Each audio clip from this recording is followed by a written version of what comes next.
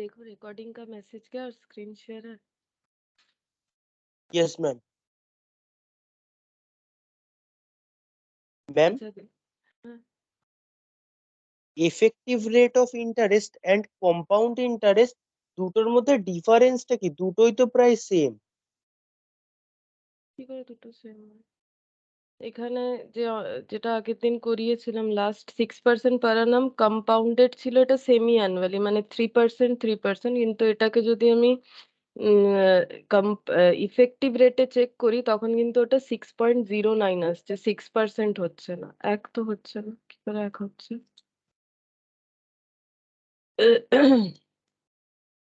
Good evening Shibas.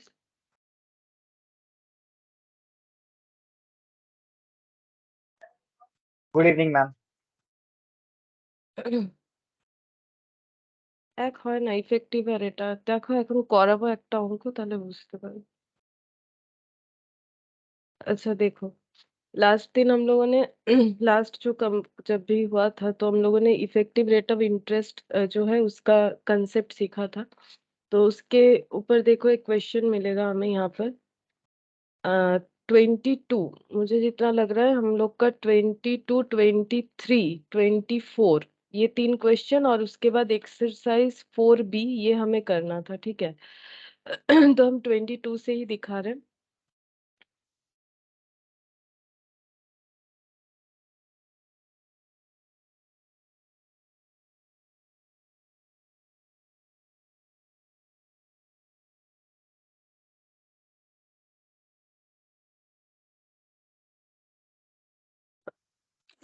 हाँ देखो, बोल रहा है 5,000 is invested in a term deposit scheme that फेचेस interest 6% पर एनम कंपाउंडेड क्वार्टरली, ठीक है।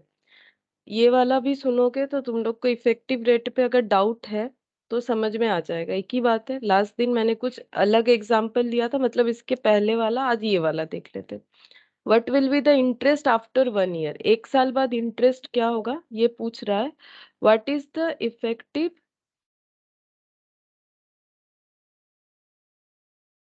Good evening Sahil. Good evening ma'am. What is the effective rate of interest, ठीक है। तो क्या बोल रहा है क्वेश्चन, ध्यान से देखो, यहाँ पर बोल रहा है, यहाँ पर बोल रहा है कि 5,000 is invested in term deposit scheme, ठीक है। 5,000 इन्वेस्ट किया गया है, ठीक है। टर्म डिपॉजिट स्कीम का मतलब हो गया एक टाइम पीरियड के लिए। दैट फेचेस मतलब जिसपे हमें इंटरेस्ट मिलेगा 6% पर एनम, लेकिन कंपाउंडिंग क्वार्टरली होगा। तो 1 साल में कितना बार इंटरेस्ट मिलेगा पहले ये बताओ। 4 बार। 4 बार, ठीक है। तो 1 साल में 4 बार मिलेगा, मतलब अगर ये 1 साल है तो हम लोग को इंटरेस्ट 4 टाइम्स मिलेगा। Q1, Q2, Q3 और ये सपोज Q4, ठीक है। तो एक बार यहाँ इंटरेस्ट, यहाँ पर इंटरेस्ट मिलेगा, फिर यहाँ, फिर यहाँ, फिर यहाँ, ठीक है। ये चीज हो रहा है। फिर हम लोग को क्वेश्चन आगे क्या बोला है देखो, 6% बोला है पर एनम, पूरे साल भर में 6% मिलेगा। तो अगर क्वार्टरली वही वाला क्योंकि इसका मतलब ये तो नहीं है कि 6% करके 4 बार मिलेगा, कितना होगा बताओ। 0.5%। हाँ देखो, 6% करके 4 बार थोड़ी ना मिलेगा, अगर 6% करके 4 बार मिलेगा तो 24% हो जाएगा ना। मतलब 6% को ही 4 बार में दिया जाएगा। तो कितना, 1.5%, मतलब यहाँ पर भी हम लोग को 1 पॉइंट, हम यहाँ लिख के दिखाते, ठीक है। यहाँ 1.5%, फिर 1.5%, फिर 1.5%, फिर 1.5%, ये सीखा था हम लोगों ने। अच्छा अब इसके बाद क्या बोल रहा है, what will be the interest after 1 year, बोल रहा है कि ये पैसा अगर 1 साल ऐसे डिपॉजिट रहा तो बोल रहा है 1 साल बाद कितना इंटरेस्ट मिलेगा और इफेक्टिव रेट ऑफ इंटरेस्ट क्या होगा। तो पहले ये निकालो कि इंटरेस्ट कितना होगा, इंटरेस्ट मतलब अमाउंट ऑफ इंटरेस्ट, ठीक है। तो वो हम लोग कैसे निकालेंगे, हम लोगों ने फॉर्मूला सीखा था। फॉर्मूला क्या था, A = P × 1 + I whole to the power n, compound interest का फॉर्मूला। यहाँ पर बताओ P कितना है, A कितना है, I कितना है, ये सब बताओ मुझे। थोड़ा सा बताओ मुझे, P कितना है यहाँ पर। P 5000, P 5000, 1 तो फॉर्मूला में जैसा वैसा रहेगा। I को कितना लेना पड़ेगा, 5 1.5% ले लेंगे, ठीक है। N कितना लेना पड़ेगा, 4 4। N का मतलब क्या होता था, भूले तो नहीं होना तुम लोग, देखो N का मतलब क्या होता था, T into number of conversion. Per annum, ठीक है, number of conversion per annum, वो नहीं भूलना है, number of conversion per annum, ये सब हम लोगों ने किया था। अभी 1 साल का निकालना है तो T1 number of conversion quarterly मिलेगा तो 4 बार कन्वर्ट होगा तो 4 हो गया, तो यहाँ पर 4 आ जाएगा, ठीक है। अब इसको कैलकुलेट करेंगे, इसका कैलकुलेशन तो मैंने सिखाया, तुम लोग सिंपल अपने कैलकुलेटर पे ही कर सकते हो। ये हो गया 2, 3, 4 और ये 5000, कितना हो गया 5306.8 है, तो 0.81 लिख दिया मैंने, एक बार 82 लिख देते, लेकिन ये हम लोग का ए निकल के आ गया, ठीक है। हम लोग को पूछा इंटरेस्ट, तो बताओ इंटरेस्ट कितना होगा। ये तो इंटरेस्ट, ये ए का मतलब क्या है कि 5000 इतना इंटरेस्ट पाने के बाद इतना हो जाएगा 1 साल में, है ना। तो इंटरेस्ट कितना हो रहा है, -5000 करोगे तब ना पता चलेगा कितना हो रहा है इंटरेस्ट। 306.82, देखते हैं। ये देखो इन्होंने भी उतना ही दिया है। फिर बोल रहा है इफेक्टिव रेट ऑफ इंटरेस्ट निकालो, तो इफेक्टिव रेट ऑफ और कंपाउंड कभी एक नहीं होता। इफेक्टिव का मतलब है इसको समझने का एक तरीका कि एक्चुअली हमें कितना मिल रहा है। तो इफेक्टिव रेट ऑफ इंटरेस्ट कैसे निकालते हैं, पहला बात तो है मैंने जो फॉर्मूला बताया था उससे हम एक बार बताएंगे। क्योंकि लास्ट दिन मैंने ये एक बार एक्सप्लेन किया भी था। इफेक्टिव रेट ऑफ इंटरेस्ट को हम लोग 2 तरह से निकाल सकते हैं, इधर ये फॉर्मूला यूज करके या फिर ये वाला फॉर्मूला यूज करके, डिपेंड करता है हमारे पास इंफॉर्मेशन क्या है, ठीक है। तो हम लोग के पास दो फॉर्मूला रहता है, या तो ये वाला, हम दोनों ही लिख के दिखाते हैं, आई इक्वल टू पीईटी, ये वाला यूज कर सकते हैं। आई इक्वल टू पीईटी, यहाँ पर हम लोग ये फॉर्मूला यूज कर सकते हैं, क्यों, क्योंकि हम लोग के पास आई यानी इंटरेस्ट का वैल्यू भी पता है, पी भी पता है जो कि 5000 है, ई इफेक्टिव रेट होगा, टी का मतलब टाइम, वो भी हमें पता है। या फिर अगर ये निकालते हो, e equal to 1 + i whole to the power n -1, तो ये भी हम लोग का यहाँ पर दोनों फॉर्मूले से काम होगा, चेक करके देखते हैं। 306.82, पी का मतलब हो गया 5000, ई का मतलब इफेक्टिव रेट जो कि निकालना है, टी ईयर में होता है यानी 1 साल का है, ये 1 साल का है, ठीक है। अब कैसे निकालेंगे, ये 306.82 डिवाइडेड बाई 5000 कर लो, इक्वल टू ई, जितना आएगा उतना आंसर लिख दो, ठीक है। 30, ये डिवाइडेड बाई 5000, तो ये कितना आ गया, ई का वैल्यू 0.061। अब इसको ना इंटू 100 करेंगे, क्योंकि परसेंटेज में होता है ना, तो 6.13, ठीक है। ऐसे एक बार चेक करते हैं 6.13 है कि नहीं इफेक्टिव रेट ऑफ इंटरेस्ट। हाँ, ये देखो इसमें भी हम लोग इसके थ्रू से भी निकाल सकते हैं। इसमें कैसे हो जाएगा, 1 + आई का मतलब हम लोग का कितना है, आई का मतलब है ये वाला, ठीक है, 1.5% whole to the power n, n का मतलब यहाँ पर 4 -1, तो ये 4 करने से तो कितना आता है,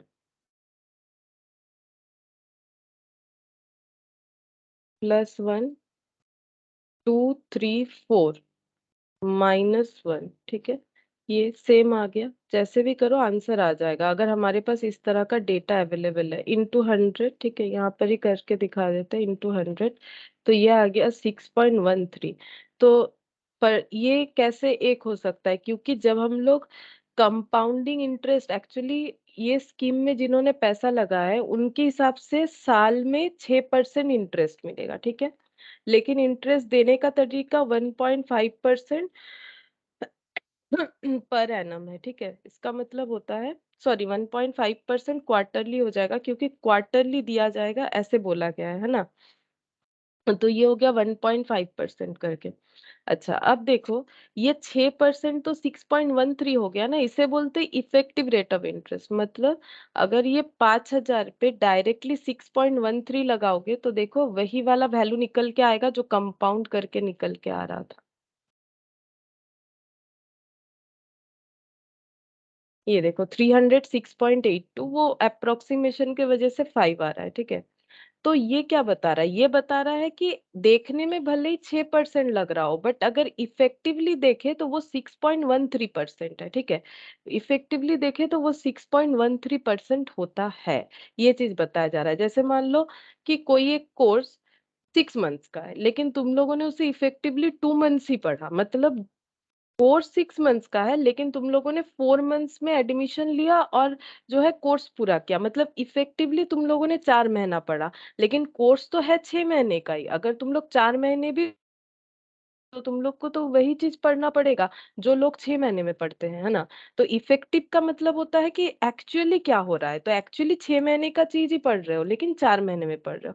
वैसे ही ये देखने में तो 6% ही लग रहा है, लेकिन अगर इफेक्टिव देखें तो यहाँ पर मतलब इंटरेस्ट के साथ अगर हम लोग कंपेयर करके देखें, तो अगर डायरेक्ट चेक करना चाहे तो ये 6.13% पर एनम हो रहा है, ठीक है।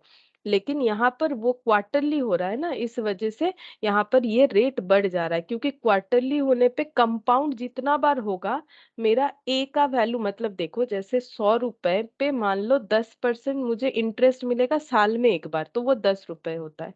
लेकिन यही पैसा अगर मुझे 5% करके 2 बार मिलेगा, तो एक बार 5 रुपया 105, और फिर 105 पे 5% लगाओ, देखो ज्यादा होगा। ये देखो 105 पे 5% लगा के देखो। 105 पे 5% लगाओ, देखो कितना आता है। अच्छा मैंने 100 पे 10%, 10 रुपया लगाना चाहिए था ना। अगर यही मेरा 100 पे 5% लगाए हम एक बार, यहाँ पर कितना होता है, 5 रुपया, फिर 105 पे 5%, 5.25, ठीक है। 5.25 तो ये हो गया 110.25। मतलब देखो 10% अगर एक बार भी मिलेगा तो 10 रुपया मिलेगा, लेकिन अगर कोई बोल रहा है कि 10% आपको 2 बार में मिलेगा, लेकिन ये चेंजेस सिर्फ कंपाउंडिंग के केस में ही हमें देखने को मिलेगा, क्योंकि ये जो अमाउंट बनता है ना ऐड होने के बाद, पहले बार इंटरेस्ट रिसीव होने के बाद जो अमाउंट बनेगा उस पे जब इंटरेस्ट मिलेगा तो ऑटोमेटिकली अमाउंट बढ़ जाता है। तो ये देखो अगर ये 100 रुपए पे 10%, 10 रुपया होता है और यही 10% 2 बार में मिलेगा, तो एक बार 5 रुपया और एक बार 5.25, तो 0.25 ज्यादा हो गया, ठीक है। मतलब ये 10 रुपया है, ये 5 5 10, तो 10% ये भी है। ये भी बोला जाएगा 10% per annum compounded semi annually. लेकिन अगर पूछे इफेक्टिव रेट क्या है, तो इफेक्टिव रेट बढ़ गया ना, कहाँ 10 रुपया और कहाँ 5.25, तो ये 10.25 हो गया। तो यहाँ पर ये 10% करने पे 10 रुपया आता है, 10% करने पे 10.25 नहीं आता है। तो कितना करने पे आता है उसे बोला जाता है इफेक्टिव। समझ में आया फर्क? जिनको क्वेरीज था समझ में आया फर्क? Yes ma'am. तो ये कभी एक जैसा कैसे हो सकता है ना। अच्छा अब देखो 22 वाला हम लोगों ने किया, चलो 23 का देखते हैं क्या बोल रहे हैं। Find the amount of compound interest and effective rate of interest. फिर से बोला है, if an amount of 20,000 is deposited in A bank for 1 year eight the rate of 8% per annum compounded semi annually.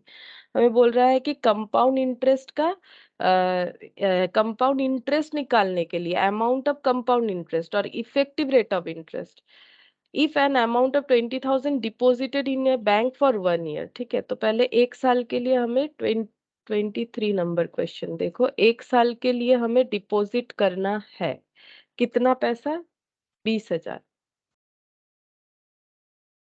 अच्छा यहाँ पर compounding कैसे बोल रहा है, सेमी एनुअली, मतलब कितना बार होगा, साल में कितना बार पैसा मिलेगा।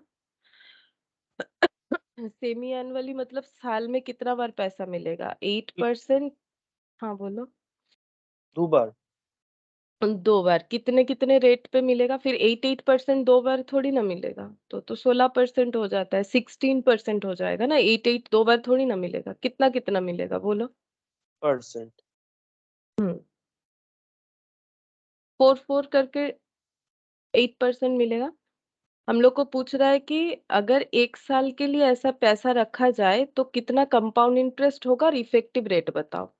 ठीक है, तो कंपाउंड इंटरेस्ट के लिए हम लोग फॉर्मूला लगा लेंगे, p into 1 + i whole to the power n। ठीक है, p कितना है 20,000, i कितना हो जाएगा 4%, n कितना होगा, n का मतलब क्या होता है, t मतलब नंबर ऑफ t मतलब year into number of conversion per annum. ठीक है, तो ईयर कितना है, 1 साल के लिए बोला है, साल में 2 बार मिलेगा, 2 बार कन्वर्जन होगा इसी पैसे का, तो 4/100 +1 इंटू 20,000, 21,632। तो इंटरेस्ट का अमाउंट माइनस करने से पता चल जाएगा कितना, माइनस करो 20,000, 16 97.17 1600 3397.17 ইন্টারেস্টটা বেরোচ্ছে। 1632। আমার তো এটা আসছে ঠিক, আমার তো ঠিকই হয়েছে এটার সাথে। 1632, দেখো কিছু ভুল করে দিয়েছে, আমার তো এটাই এলো। अब इफेक्टिव रेट बोला है, देखो 1 + i whole to the power n -1, इस पे ही कर लेते हैं। i का मतलब यहाँ पर 4% whole to the power n का मतलब 2 -1, तो ये कितना आ रहा है 4/100 +1 इंटू इक्वल टू -1 इंटू 100 करेंगे क्योंकि रेट है तो इंटू 100 करना चाहिए, 8.16%। ठीक है, 8.16%, चेक करते हैं, 8.16%, हाँ इफेक्टिव रेट हो जाएगा, और दूसरे वाले फॉर्मूले से भी निकाल सकते हैं हम लोग। अच्छा, अब देखो यहाँ पर क्या बोला है नेक्स्ट। ये एक अच्छा क्वेश्चन है, यहाँ पर एक कमेंट पूछा है हम लोगों से कि किसमें हमें इन्वेस्ट करना चाहिए। ठीक है, किसमें हमें इन्वेस्ट करना चाहिए, बोल रहा है कि which is better investment, 3% per year compounded monthly और 3.2% पर ईयर सिंपल इंटरेस्ट, कौन सा बेस्ट होगा, ये हमें पूछा है। तो कैसे कंपेयर करेंगे, बोल रहा है विच इज बेटर। ठीक है, दो ऑप्शन है, दो ऑप्शन क्या क्या है समझाते हैं। बोल रहा है कि 3% पर एनम कंपाउंडेड मंथली, 3% पर एनम करके मिलेगा, लेकिन कंपाउंडेड अगर मंथली होगा तो कितना बार इंटरेस्ट मिलेगा, बोल सकते हो। ম্যাম মান্থলি ইন্টারেস্ট বললেন? हाँ, 1 साल में कितना बार इंटरेस्ट मिलेगा, अगर अगर कंपाउंडिंग मंथली होगा, मतलब इंटरेस्ट। 0.25%। না না, আমি জিজ্ঞেস করছি কতবার হবে। 12 বার। हाँ, 12 बार। ठीक है, मतलब जैन फेब मार्च अप्रैल मई जून जुलाई अगस्त सितंबर अक्टूबर नवंबर दिसंबर, ऐसे करके 12 बार हमें इंटरेस्ट मिलेगा अगर हम लोग 3% पर एनम कंपाउंडेड मंथली वाला स्कीम लेते हैं। और एक भी हमारे पास ऑफर है 3.2% per annum, 3.2% per annum simple interest. Simple interest का तो तुम पता है तुम लोग को, साल में एक ही बार मिलेगा और एक ही अमाउंट पे मिलेगा। अब बोलो कौन सा बेटर होगा, कैसे पता कर पाओगे कौन सा बेटर होगा, कि अगर जैसे मान लो यहाँ पर 100 रुपए पे, 100 रुपए पे मान लो अगर 100 रुपए डिपॉजिट कर रहे हैं, यहाँ पर भी मान लेते 100 रुपए डिपॉजिट कर रहे हैं, ये पैसा 3% पर एनम कंपाउंडिंग मंथली बेसिस पे और ये पर एनम बेसिस पे, तो इस पे पूरे साल में कितना इंटरेस्ट मिलेगा, ये तो बता ही सकते हो, इस पे पूरे साल पे कितना इंटरेस्ट मिलेगा बोलो। 3 টাকা 20 পয়সা। हम्म, ये देखो यहाँ पर 3.20 हो जाएगा ना, कैसे देखो 100 रुपए, इस पे इंटरेस्ट कितना मिलेगा 3.2%। ठीक है, 3.2% यानी 3.2, तो ये बन जाएगा, इसका टोटल लगाएंगे तो ये 1 साल बाद बन जाएगा 103.20। ठीक है, और ये वाला ऑब्वियसली ज्यादा होगा, क्यों पता है, पहले 100 रुपए में इंटरेस्ट मिलेगा पहले मंथ का, फिर जो पैसा बन रहा है फिर उस पे मिलेगा, फिर उस पे मिलेगा, इस तरह से अमाउंट। मतलब देखो यहाँ पर कैसे होगा, पहले 100 रुपए में 3% जो है इंटरेस्ट मिलेगा, लेकिन ये 3% कैसे है, 3% है 1 साल का, है ना। तो ये तो कंपाउंडिंग है, ये वाला तो कंपाउंडिंग हो रहा है, तो इसका तो हम लोग इस तरह से निकाल नहीं सकते, निकाल सकते ऐसे होगा। फिर ये देखो 100 3% यानी ऐसे हो गया। ये 1 साल का है तो डिवाइडेड बाई 12 करेंगे तो 1 महीने का निकल जाएगा, हमें 1 महीने का ही इंटरेस्ट चाहिए। तो कितना होगा ये देखो, 1/4 है ना, ये हो जाएगा 0.25, पहले मंथ का इंटरेस्ट इतना हो जाएगा। अब 100 रुपए पे अगर 0.25 हमें मिला तो नेक्स्ट हमें 100.25 पे चेक करना पड़ेगा कि 3% बेसिस पे 1 महीने का इंटरेस्ट कितना होगा। ऐसे करके हमें कैलकुलेट करते जाना है, ठीक है। ये कितना हो जाएगा, प्लस 100 करके देखो इतना हो गया, ठीक है, इंटू कितना हो जाएगा, 3/100 डिवाइडेड बाई 12। तो इस केस में इंटरेस्ट हो जाएगा कुछ इतना 0.250625, ठीक है। लेकिन क्या हम लोग इस तरह से चेक करते जाए, वो तो प्रॉब्लम है, ठीक है।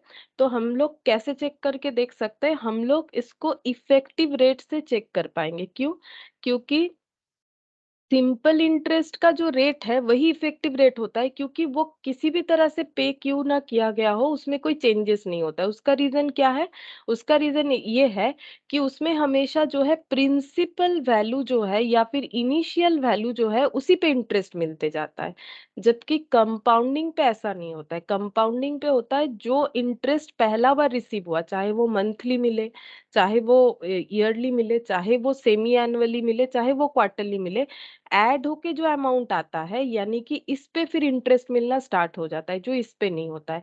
तो यहाँ पर इफेक्टिव रेट इसके केस में यही वाला रहेगा, लेकिन इसका इफेक्टिव रेट हम लोगों को चेक करना चाहिए। तो ये इफेक्टिव रेट और ये इफेक्टिव रेट, क्योंकि ये इफेक्टिव रेट नहीं है, दिख रहा है 3% बट एक्चुअली 3% नहीं है। अगर मुझे एक्चुअल पता करना है, मतलब एक रेट निकालना है जिसपे चेक करने से पता चल जाएगा कि इंटरेस्ट कितना होगा, तो कैसे होगा। जैसे वही वाला चीज हम लोग देखो, जैसे मैंने यहाँ पर बताया ना तुम लोग को, देखो ये रेट अगर तुम लोग डायरेक्ट 5,000 पे लगाते हो तो तुम लोग को ये पैसा डायरेक्ट मिल रहा था, तो हो गया इसका इफेक्टिव रेट ये वाला, ठीक है। तो उसी तरह से हम लोग इसका इफेक्टिव रेट निकालेंगे, फिर चेक करेंगे कि कौन सा हमारे लिए बेटर है। तो इफेक्टिव रेट कैसे निकाल सकते हैं, ये देखो यहाँ पर किया गया है, ये देखो यहाँ पर हम लोग को पहले रेट निकालना पड़ेगा 3%। ये देखो ये हो जाएगा, इसका 3% तो होगा नहीं, ये एक्चुअली 3/12 करके होगा, जो हम यहाँ पर तुम लोग को इंडिविजुअली दिखा रहे थे। तो यहाँ पर देखो आई का वैल्यू हो जाएगा 3/12% रेट ऑफ इंटरेस्ट, ठीक है।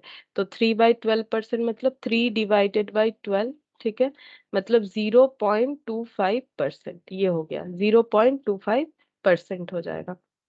अच्छा, अब हम लोग इस पे अप्लाई करेंगे, ठीक है। ई पे निकालेंगे, यहाँ पर इसका ई निकालेंगे, इसका ई क्या हो जाएगा, 1+i⁴n−1। 1+i का मतलब 0.25%, एन मतलब हो जाता है 1 साल में कितना बार कंपाउंडिंग होगा, 12 बार -1। अब इसको हमें चेक करना पड़ेगा, ये 0.25 डिवाइडेड बाई 100 जितना भी आया +1। अब इसको 12 टाइम्स मल्टीप्लाई करेंगे, 2 3 4 5 6 7 8 9 10 11 12 -1, ये जितना भी आया इंटू 100। तो ये आ रहा है 3.0415 ऐसे, ठीक है, अप्रोक्स इतना परसेंट। तो ये मैंने क्या किया, एक रेट ऐसा निकाल लिया 100 पे, जिस रेट को लगाने से हमें पता चल जाएगा कि ये 100 रुपया 1 साल में कितना होगा, ये कंपाउंडेड मंथली करके, ठीक है। तो ये इफेक्टिव रेट निकल गया। और सिंपल का तो खुद ही वही इफेक्टिव रेट रहता है, क्योंकि उसमें कोई चेंजेस हो नहीं सकता। तो ये बेटर है कि ये बेटर, ऑब्वियसली 3.2 ही बेटर है, ठीक है। 3.04 से तो 3.2 बेटर है। तो इसीलिए देखो, effective rate of interest being less than 3.2%, the simple interest 3.2% per year is better investment, ठीक है। 3.2 जो है ये बेटर इन्वेस्टमेंट हो रहा है। समझ में आया कि नहीं, देखो यहाँ पर हम लोगों को दिया था कि हमें ऐसे इन्वेस्ट करना चाहिए कि ऐसे। नॉर्मली हमें क्या लगता है, कंपाउंड ही बेस्ट होता है हमेशा, क्योंकि कंपाउंडिंग में हमें पैसा ज्यादा मिलता है। क्योंकि जब हमें रेट ऑफ इंटरेस्ट मिलता है तो कंपाउंडिंग वैल्यू पे मिलता है। तो इसके साथ इसका कंपैरिजन कैसे करें? या तो इसको 12 बार पूरा कैलकुलेट करके देखो कि ये 103.20 से ज्यादा या कम हो रहा है, लेकिन वो तो टाइम टेकिंग होगा कि हम लोग वैसे करेंगे। या फिर इसको हम लोग फॉर्मूला में चेक करके भी कर सकते थे, फॉर्मूला में हो जाएगा हम लोग का फॉर्मूला, यानी ये वाला बोल रहे हैं A=P×1+I⁴n, ऐसे करके हम लोग देख सकते थे। जहां पर P मैंने 100, ये तो मैंने एग्जाम्पल लिया है, 100 क्वेश्चन में 100 था नहीं। फिर ये हो जाएगा 0.25% होल टू दी पावर 12। अब इसे हमें चेक करना पड़ेगा, ऐसे भी चेक करके देख सकते हो। यहाँ पर 0.25 divided by 100 plus 1 into 2, 3, 4, 5, 6, 7, 8, 9, 10, 11, 12 into 100। तो ये आ रहा है, देखो 103.04 आ रहा है। ठीक है, ये देखो, ये ऐसे भी चेक करके देख सकते हो, 103.04 आएगा। मतलब इस तरह के स्कीम में ये पैसा मिलेगा और ये वाले स्कीम में ये मिलेगा, तो ऑब्वियसली ज्यादा मिल रहा है। यहाँ 20 पैसा, यहाँ पर 0.04, इतने का ही डिफरेंस है, देखो ना रेट का डिफरेंस, तो इतने का ही डिफरेंस आ रहा है। तो ऑब्वियसली यही बेटर होगा, यही बेटर होगा, क्योंकि मुझे ज्यादा पैसा मिल रहा है। ये तो मैंने 100 रुपए मान के किया, लेकिन अगर हम लोग 100 को एजम्पशन नहीं लेके करना चाहे, तब हम लोग कैसे समझेंगे?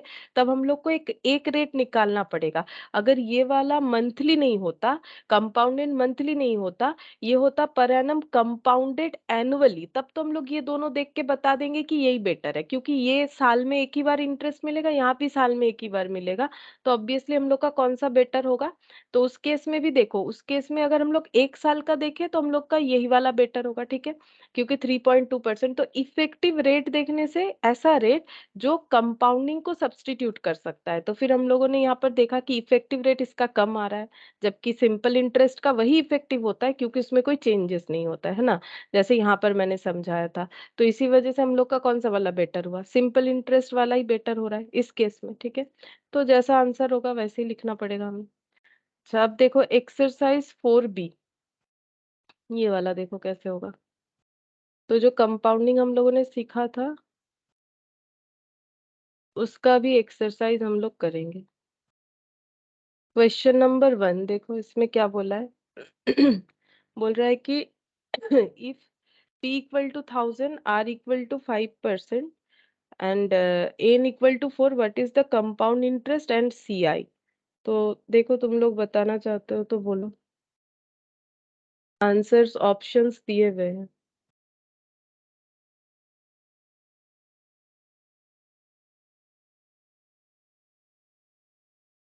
बोलो। आंसर ऑप्शंस दिए हुए हैं। यहाँ पर पूछा है कि अमाउंट और कंपाउंड इंटरेस्ट क्या होगा, बताओ। इतना सारा तो क्वेश्चन किया था हम लोगों ने, सारा एग्जाम्पल ही मैंने करवाया। कंपाउंड इंटरेस्ट तो यहाँ पर P बोला है 1000। ठीक है, I कितना बोला है? R बोला है 5% पर एनम। ठीक है, तो यहाँ पर बोल रहा है कि कंपाउंड, तो 5% ही लेंगे, क्योंकि कंपाउंडिंग एनुअली बोल रहा है। और N कितना है? 4। अच्छा, तो एन यहाँ पर 4 हो जाएगा। सारा चीज हमें बता दिया है, बस कैलकुलेट ही तो करना है, करके बताना था। 5/100 प्लस 1, 2, 3, 4 इंटू 1000, 121, 1215। हाँ 1215.50, ये हो गया हम लोग का 1215.50। इससे पता चल जाता है कि ऑप्शन ए होगा, क्योंकि बाकी से तो टैली हो नहीं रहा है। और इंटरेस्ट भी हम लोग निकाल सकते हैं, माइनस करोगे तो इंटरेस्ट मिल जाएगा, है ना। इंटरेस्ट मिल जाएगा, माइनस कर लो, इंटरेस्ट भी मिल जाएगा। ये 1000 से इसको माइनस कर लो,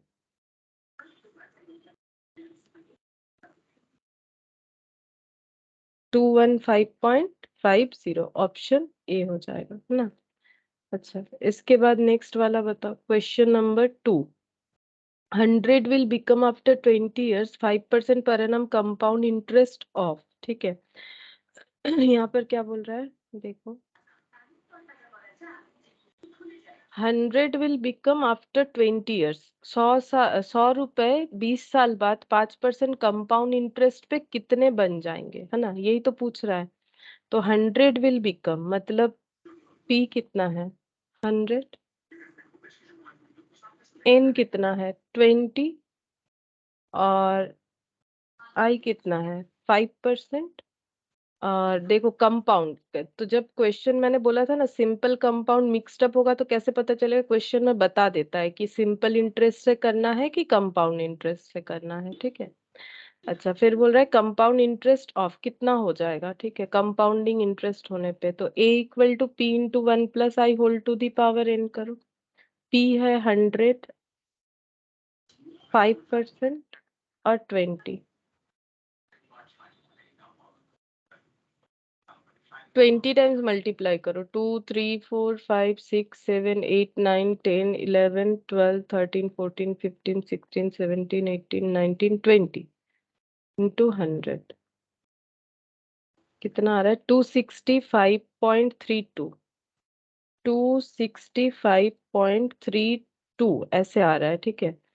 तो यहाँ पर ना थोड़ा सा गलत है, ठीक है। ये एक्चुअली तुम लोग भी ठीक कर लो पीडीएफ में।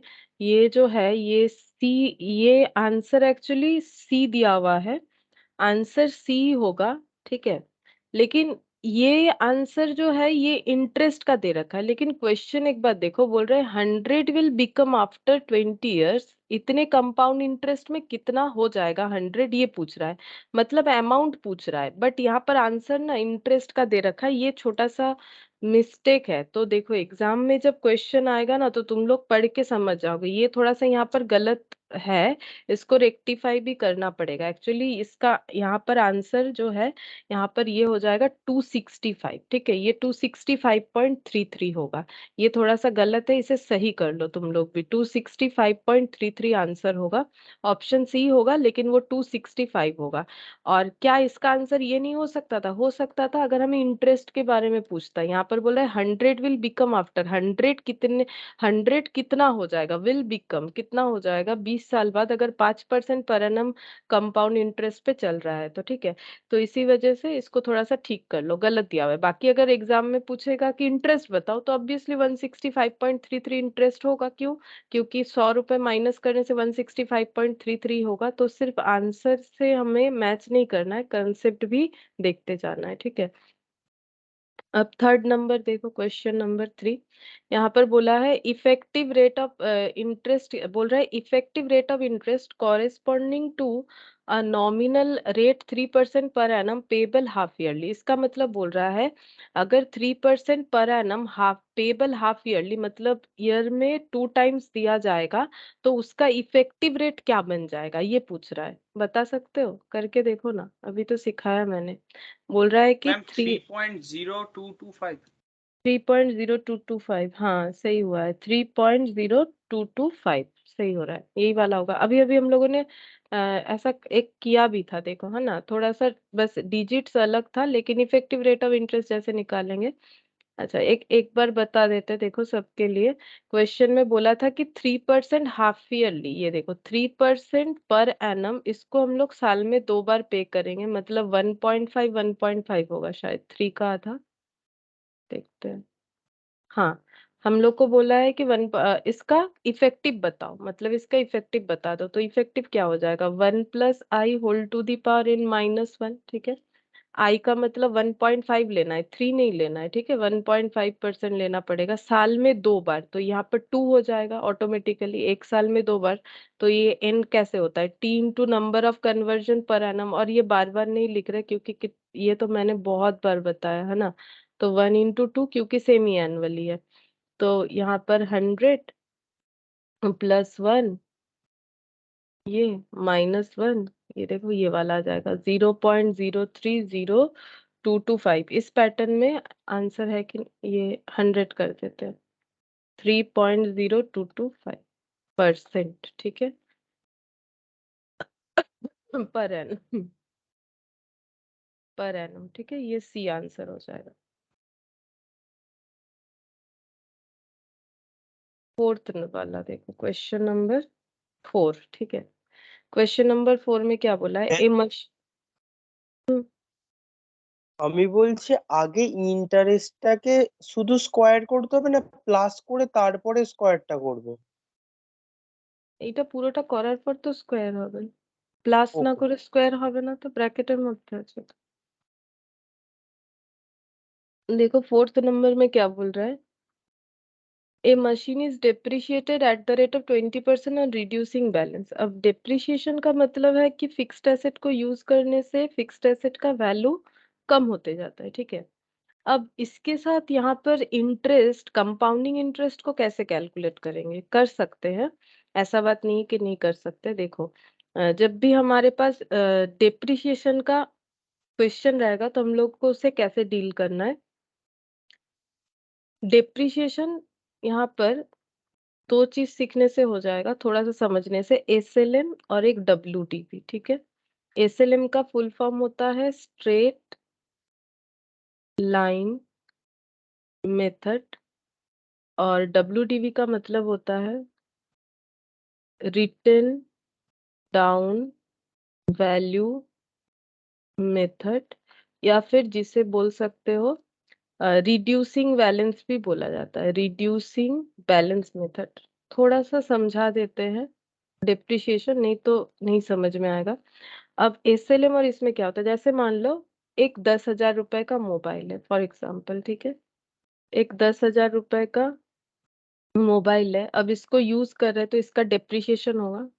सपोज इसका डेप्रिशिएशन है 5%, ठीक है। अगर हम लिखते हैं 5% पर एनम, ठीक है, एसएलएम, तो इसका मतलब हर साल, स्ट्रेट लाइन मेथड का मतलब होता है हर साल इतना ही होगा। मतलब कैसे, 10,000 पे 5%,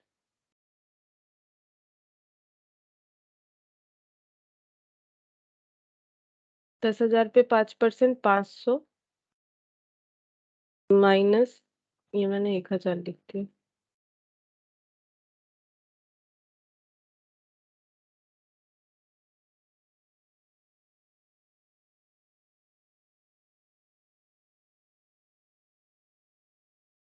500, ठीक है। तो यहाँ पर हो जाएगा 9,500। अब जब फिर से डेप्रिशिएशन लगेगा ना, अगेन 10,000 पे ही लगेगा, मतलब फिर से 500, तो 9,000 फिर से 500, यानी 8,500, और जैसे होता जाएगा, ठीक है। तो ये कैसे हो गया पता है, ये सिंपल इंटरेस्ट के साथ पूरा सिमिलर है। देखो सिंपल इंटरेस्ट में भी हमें पैसा मिलता है तो प्लस होता है, यहाँ डेप्रिशिएशन का मतलब है एसेट का वैल्यू कम होना, तो माइनस होगा। तो अगर हमें डेप्रिशिएशन का कभी भी क्वेश्चन दे और बताए कि एसएलएम मेथड पे है, तो हमें सिंपल इंटरेस्ट सोचना चाहिए। तब हम लोग कैसे करेंगे, हम लोग इंटरेस्ट, सिंपल इंटरेस्ट में नॉर्मली हम लोग कैसे निकाल रहे थे, इंटरेस्ट ऐसे निकालते थे p into r into t. यहाँ पर भी हम लोग वही कर सकते हैं। डेप्रिशिएशन कैसे निकालेंगे, पी मतलब जो एसेट का, पी मतलब यहाँ पर क्या हो जाएगा, कॉस्ट ऑफ एसेट, ठीक है, जिस वैल्यू से एसेट को खरीदा गया, यानी 10,000, इंटू रेट ऑफ डेप्रिशिएशन, यानी यहाँ पर हो जाएगा रेट ऑफ डेप्रिशिएशन, ठीक है। वहां पर क्या था, पैसा मिल रहा था तो इंटरेस्ट, यहाँ पर डेप्रिशिएशन का बात हो रहा है तो डेप्रिशिएशन लैंग्वेज लिखना चाहिए। और ये हो गया टाइम। जैसे यहाँ पर देखो मैंने 3 साल का दिखाया, तो 10,000 रुपए का एसेट था, रेट ऑफ डेप्रिशिएशन 5%, और अगर 3 साल का दिखाएंगे तो कितना हो जाएगा, 1,500। और देखो ये सब मिला के 1,500 ही हो रहा है, ठीक है। अच्छा, अब अगर पूछा जाए कि 3 साल बाद मोबाइल का वैल्यू कितना बना है, तो 3 साल में हम लोगों ने जो मोबाइल का यूज किया उसका मनीटरी वैल्यूएशन किया 1,500। अब ये सब बताता कौन है, 5% ही होगा नहीं होगा, ये अजम्पशन होता है कि हम लोग अपने फोन का डेप्रिशिएशन, जैसे फोन को कभी बेचना हो, ठीक है, सेकेंड हैंड हो गया है, बेचना है, तो हम लोग अपना कॉस्ट लगाते हैं ना, कितने में बेचेंगे। वो तो नेगोशिएशन होता है मार्केट में कि नहीं इतना नहीं, कम ज्यादा होता है, वो बात अलग है।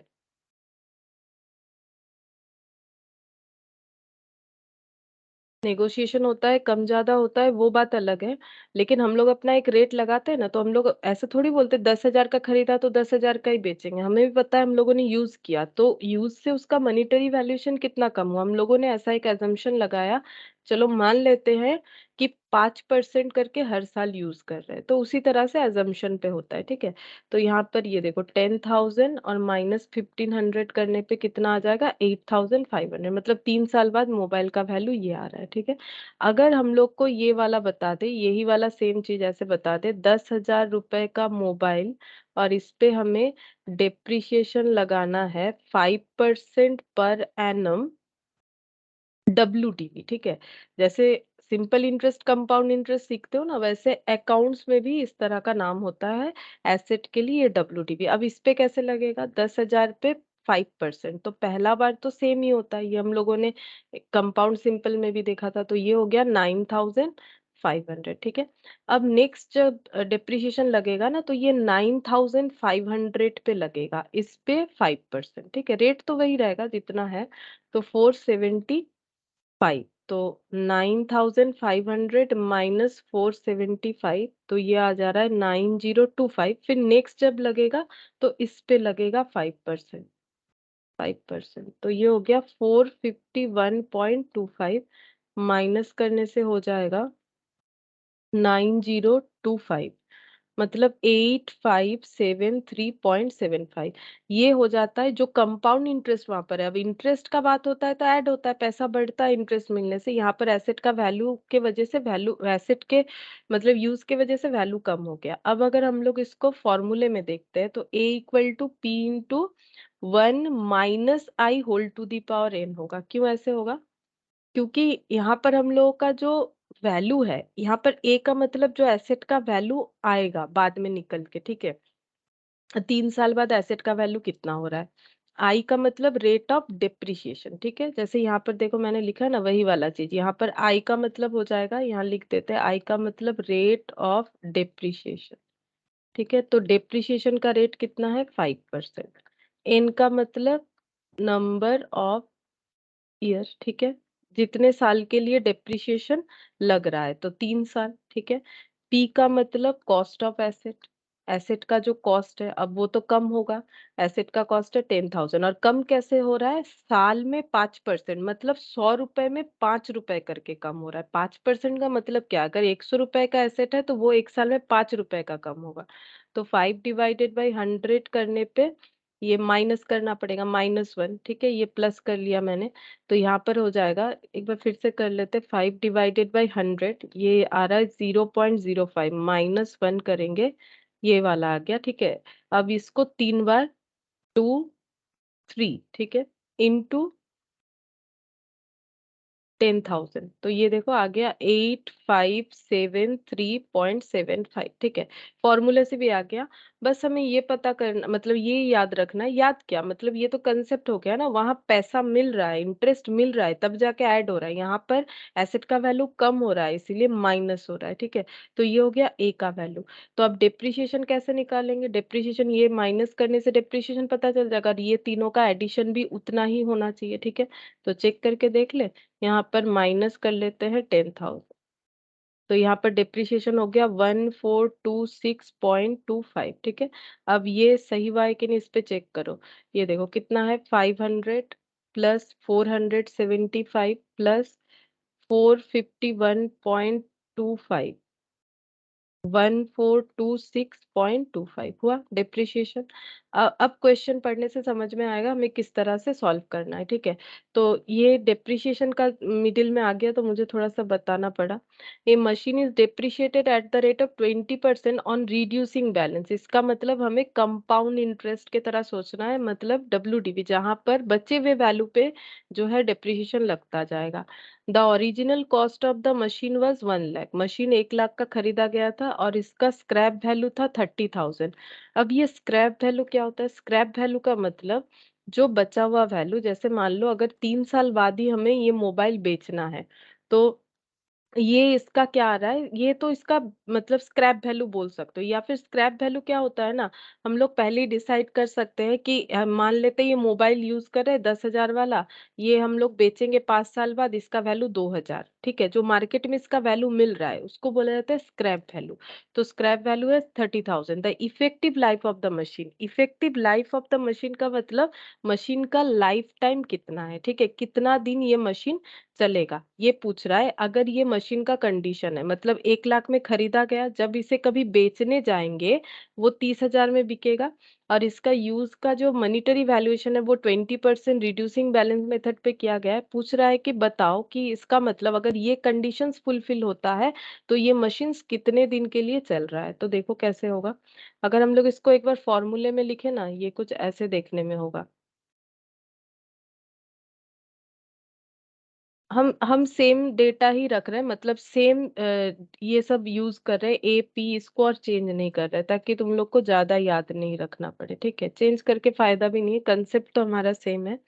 तो पी का मतलब जितने से मशीन खरीदा गया, 1 लाख रुपीज से मशीन को खरीदा गया। अच्छा, इंटरेस्ट मतलब यहाँ पर जो WDV पे लग रहा है ये है 20%। ठीक है, कितने साल के लिए वो हमें निकालना है। और ए का मतलब है यहाँ पर ए का मतलब है 30,000, ए का मतलब है बचा हुआ वैल्यू। ठीक है, बचा हुआ वैल्यू। तो यहाँ पर चेक करते हैं कितना हो जाएगा, ये देखो 30,000, 1 लाख और 20/100 -1। ठीक है, तो ये आ रहा है 0.8 टू दी पावर n। ठीक है, 0.8 टू दी पावर n। अब यहाँ पर ना बहुत सारे हमें जो है ऑप्शंस दिए हुए हैं, जैसे कि 4.5, 5.4, 5 years एटसेट्रा।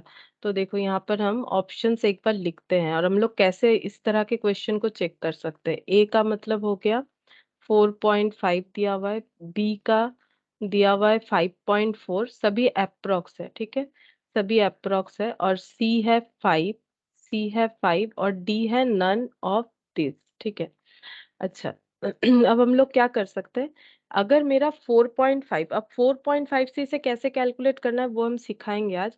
हम लोग पहले इसको 5 से चेक करके देखते हैं। ठीक है, क्योंकि 5 से हम लोग कैलकुलेटर पे इजीली कर सकते हैं। अगर मेरा n 5 है तो ये 0.8 इंटू 5 करके 1 लाख करके 30,000 आना चाहिए। हम लोग इस तरह से चेक करके देख सकते हैं। ठीक है, मतलब हम ट्राई करके देख रहे हैं, ट्रायल एरर होता है ना, उस तरह से हम पहले ऑप्शन सी से चेक करें। मतलब n का वैल्यू हम मान रहे हैं कि 5 है, तो 0.8 को 5 बार मल्टीप्लाई करेंगे, 2, 3, 4, 5 इंटू 1 लाख करेंगे। देखो इसमें आंसर 32,768 आ रहा है। ठीक है, इसमें आंसर आया मेरा, इसमें आंसर आ रहा है 32,768, जबकि मेरा 30,000 होना चाहिए।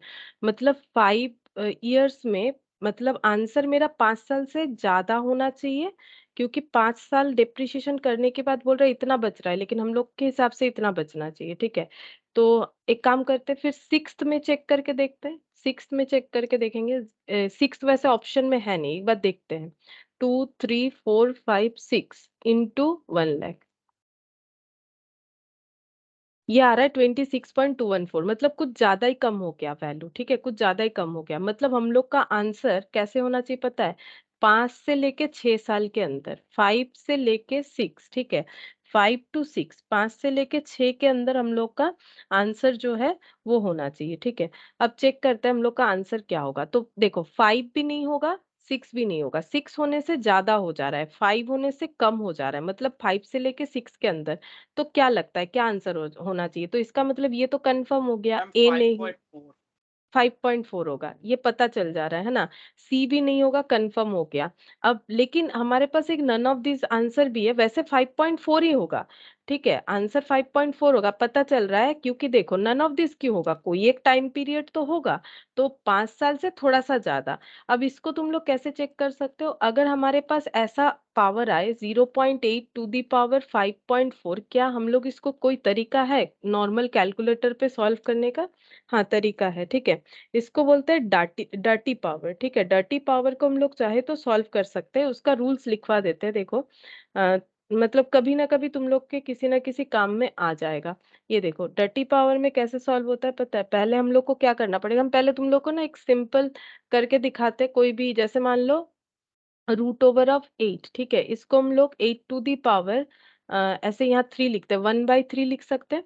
अगर 8 टू दी पावर 1/3 है, इसको कैलकुलेटर पे कैसे सॉल्व किया जाता है वो हम सिखा रहे हैं। पहले हम लोग को करना पड़ेगा, ये देखो हम स्टेप लिखवा देते हैं, ये फ्यूचर में काम आएगा। कहीं पर भी प्रॉब्लम होता है ऐसे पावर सॉल्व करना पड़ेगा, नॉर्मल कैलकुलेटर है तुम लोग के पास, कर सकते हो, क्योंकि एग्जाम में तो साइंटिफिक कैलकुलेटर अलाउड नहीं होता है कि कर लेंगे हम लोग।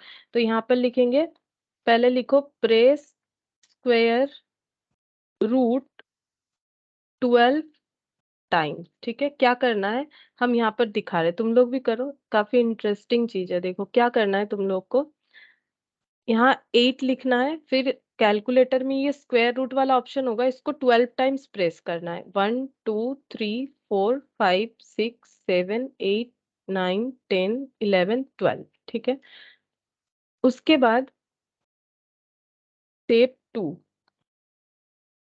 सब्ट्रैक्ट 1। ठीक है, -1 करना है, जो भी वैल्यू आया है उसको लेके मत पढ़ो तुम लोग, -1 कर दो। ठीक है, ये रूल्स है। फिर स्टेप 3 में क्या करना है तुम लोग को, डिवाइड बाय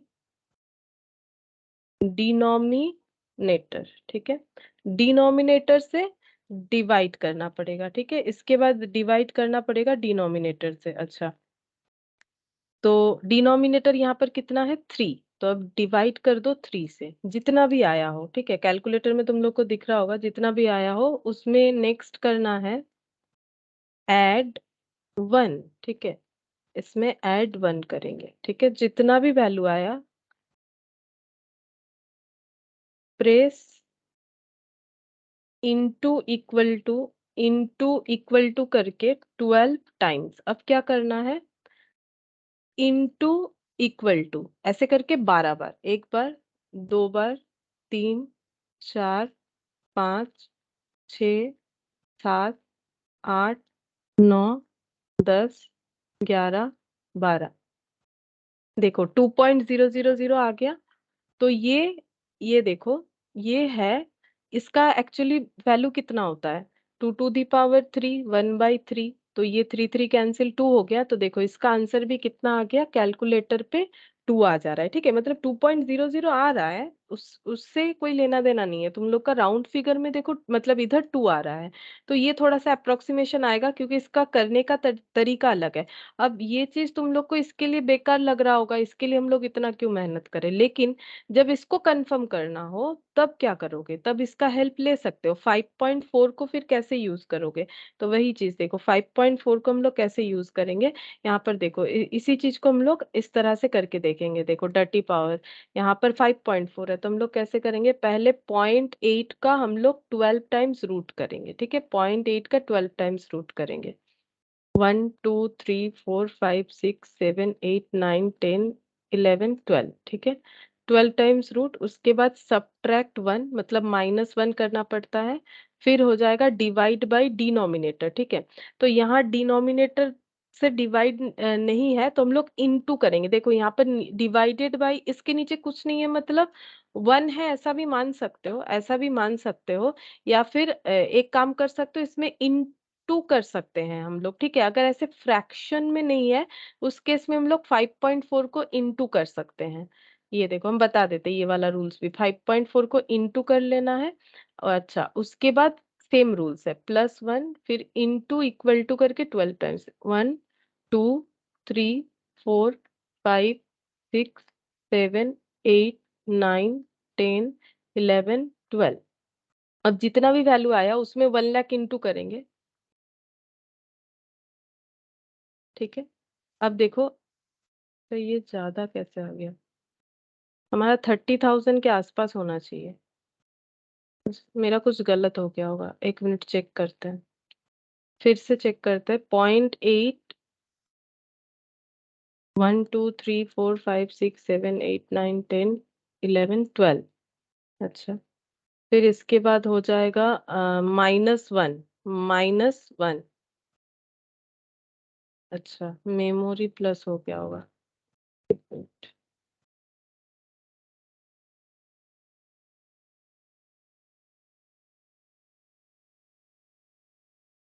2 3 4 5 6 7 8 9 10 11 12। अच्छा, फिर सब्ट्रैक्ट 1। अच्छा, फिर डिवाइड बाय डिनोमिनेटर सब्ट्रैक्ट 1 कर दिया। अच्छा, यहाँ पर क्योंकि 1 है, हम एक बार 1 ही मान लेते हैं। डिवाइडेड बाई 1 करने से तो कोई इम्पैक्ट आने वाला है नहीं। ऐड 1 करते हैं। अच्छा, फिर इनटू इक्वल टू, एक बार, दो बार, 3, 4, 5, 6, 7, 8, 9, 10, 11, 12 ऐसे इट आ गया। ऐसा तो नहीं होना चाहिए। एक मिनट रुको, इसमें चेक तो कर सकते हैं हम लोग, ऐसा क्यों हुआ। 5.4, 54/100 अगर ऐसे करके करें। एक मिनट रुको। तो ठीक है, एक बार ना तुम लोग इसको चेक करके देख देख सकते हो, ठीक है। मुझे लग रहा है मेरा कुछ गलत हो रहा होगा यहाँ पर। तुम लोग एक काम कर सकते हो, आंसर तो पता चल रहा है हम लोग का 5.4 होगा। ये जस्ट कंफर्मेशन के लिए बोल रहे थे तुम लोग का ना। 30,000 मतलब 29,000 समथिंग आएगा।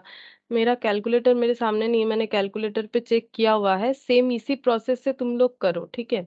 जैसे जैसे मैंने बोला, तुम लोग अगर कैलकुलेटर पे करके देखोगे ना, तो ये जरूर आएगा तुम लोग का। फिर इंटू 1 लाख करोगे, 30,000 तो एग्जैक्ट नहीं आएगा, लेकिन एकदम नियर अबाउट आंसर आएगा। 29,000 समथिंग आ रहा था, ठीक है। तो आ जाएगा आंसर, मुझे लग रहा है मेरा कहीं गलत हो रहा है। एक बार लास्ट ट्राई कर लेते हैं। 1, 2, 3, 4, 5, 6, 7, 8, 9, 10, 11, 12। अच्छा, इसके बाद subtract 1 into add 1 into equal. Ma'am subtract के वक्त कुछ गलत आ गया। गलत आ गया ना, इसमें कुछ ना कुछ हो जाता है। 0.9999 था, वहाँ पे 2.2 आ गया सब्ट्रैक्ट के बाद। मुझे भी लग रहा है ऐसा कुछ गलत हो रहा है बार बार। 0.8 रूट 1, 2, 3, 4, 5, 6, 7, 8, 9, 10, 11, 12। अब -1 करेंगे। ये देखो, माइनस करते कुछ और आ जा रहा है। लेकिन मैंने तो पूरा मेमोरी खाली कर दिया, यहाँ पर तो कुछ होना नहीं चाहिए। 0.8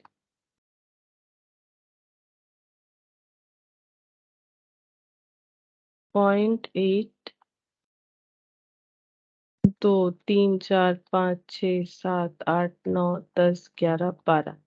अच्छा, 0.8, फिर यहाँ पर करेंगे सब्ट्रैक्ट 1। नेगेटिव में ही आएगा, लेकिन ये एरर दिख रहा है। कुछ तो हो रहा है यहाँ पर। ई नहीं आना चाहिए, ई मतलब तो एरर हो जा रहा है, लेकिन मेरा एरर क्यों आएगा। 0.8 का अगर हम रूट करते, 2, 3, 4, 5, 6, 7, 8, 9, 10, 11, 12। अच्छा, एक मिनट, 12 बार हो गया। फिर सब्ट्रैक्ट 1, -1। नहीं, ई दिखने से तो नहीं होगा, मुझे लगता है और यहाँ। मैम -5 भी हो जा रहा है पॉइंट के पहले। हाँ, पॉइंट के पहले। लेकिन हम मेमोरी तो हटा रहे हैं, मेमोरी तो हटा दे रहे हैं, फिर भी क्यों आ जा रहा है इसमें। एक बार इसमें करने के बाद पता नहीं इसका क्या हो जाता है। नथिंग सेव्ड इन मेमोरी दिख रहा है, फिर से करेंगे तो फिर से वैसा आ रहा है।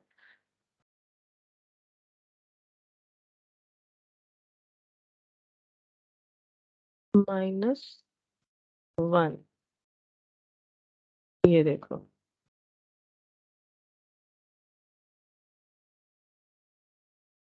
तुम लोग के कैलकुलेटर में भी ई दिख रहा है, जो नॉर्मल नहीं मैम, कैलकुलेटर। बट आंसर नहीं आ रहा, वो 0.999 भी रह जा रहा है। नहीं, उसमें -1 करके फिर इंटू 5.4 करके करो, तो तब देखो तो आ रहा है कि नहीं। इंटू 5.4, फिर ऐड 1, फिर इंटू इक्वल टू करके 12 बार करने से आ रहा है कि नहीं।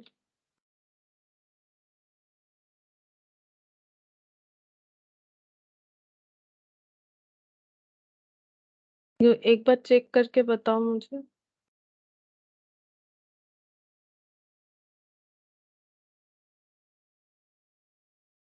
नो मैम, 0.9999 रह जा रहा है। 0.999618। 618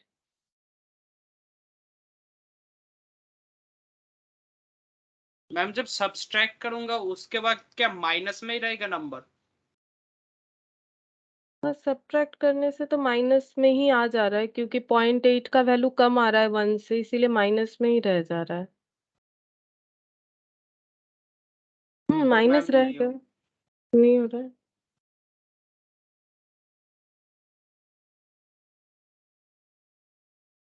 अच्छा, 0.8 टू दी पावर 5, लेकिन मुझे तो यहाँ पर करके दिखाना पड़ेगा ना। 1 2 3 4 5 6 7 8 9 10 11 12 -1। अब ये ई क्यों दिख रहा है पता नहीं। अच्छा ठीक है, एक काम करते हैं, इसको हम देखते हैं, इसको ठीक करना पड़ेगा। किस वजह से ई हो रहा है मुझे नहीं समझ में आ रहा है। एरर क्यों दिखा रहा है, क्योंकि मेरे नॉर्मल कैलकुलेटर में तो एरर नहीं दिखा रहा है। मुझे नहीं लगता है, एरर तो आना नहीं चाहिए कुछ तो, मतलब मैंने तो मेमोरी पूरा खाली किया है, बट पता नहीं क्या हो रहा है। एक बार देखेंगे, ठीक है। तो तुम लोग ये जैसे हो रहा है वैसे ही होना चाहिए, पता नहीं क्यों नहीं हो रहा है। तो ठीक है, देखेंगे नेक्स्ट क्लास में देखते हैं, अगर दूसरा क्वेश्चन में जरूरत होगा तो उस पे ट्राई करके एक बार देख लेंगे इसमें क्यों नहीं हो रहा है, पता नहीं। 5.4 ये हम लोग देखेंगे, ठीक है। नेक्स्ट दिन हम इसी पे दिखाएंगे, नहीं तो सबको दिखा नहीं पाएंगे ना, इसी पे दिखाएंगे। कुछ तो गलत हो रहा है, मतलब मेरा कैलकुलेशन से ज्यादा यहाँ पर भी कुछ पता नहीं क्या हो रहा है। नेक्स्ट दिन अगर हम भूल भी जाए तो मुझे याद दिलाओगे तो हम ये वाला एक बार बता देंगे, ठीक है, कैसे करके होगा। बाकी ये रूल्स है, ठीक है, इसी रूल्स के साथ हमें करना है। तो पर नेक्स्ट वाला करते हैं, तब तक देखते हैं, अगर दूसरे क्वेश्चन में नीड होगा ना तो हम लोग उससे करेंगे। यहाँ पर बोल रहा है ए का वैल्यू 1000 इन 2 years आर 6% पर annum compound interest payable half yearly, principal क्या होगा। ए बोल रहा है 1000। अच्छा मैम आंसर बी। अच्छा बी, ठीक है, देख लेते हैं आंसर बी। अच्छा 2 साल के लिए कंपाउंडेड बोला है, हाफ ईयरली, ठीक है। तो p into 1 + i whole to the power n, formula लिख लिया मैंने, कंपाउंडिंग है। ए का वैल्यू बता दिया है 1000, ठीक है। अच्छा पी पूछा गया है, अच्छा 1 जैसे वैसे ही रहेगा। 6% जो है वो अगर कंपाउंडेड हाफ ईयरली है तो 6/2 हो जाएगा, यहाँ पर लिख दे रहे हैं, ठीक है। तुम लोग 3% डायरेक्ट लिख के भी कर सकते हो। 2 साल में कितना बार होगा, एन का वैल्यू 2 है, लेकिन यहाँ पर एन कितना होगा। हाँ बोलो। मैम आंसर বি নয়, আমার आंसर আসছে 888.5। হ্যাঁ ম্যাম আমারও সেম আসছে। अच्छा देखिए, अच्छा ये वाला कितना होगा, ये एन कितना होगा यहाँ पर। मैम 4। n4। N4 होगा, हाँ, क्योंकि साल में 2 बार हो रहा है ना, मतलब T2 है, और number of conversion per annum 2 हो जाएगा, तो 4 हो गया। 1000 P into 1 + 3% whole to the power 4। अब चेक करते हैं, आई होप कि कैलकुलेटर सही काम करे। यहाँ पर 3% मतलब 3/100 +1 2 3 4, ठीक है। तो 1000 = P इंटू 1.1255, 4 डिजिट ले लेंगे, ठीक है। तो P का कितना हो जाएगा, 1000 डिवाइडेड बाई 1.1255।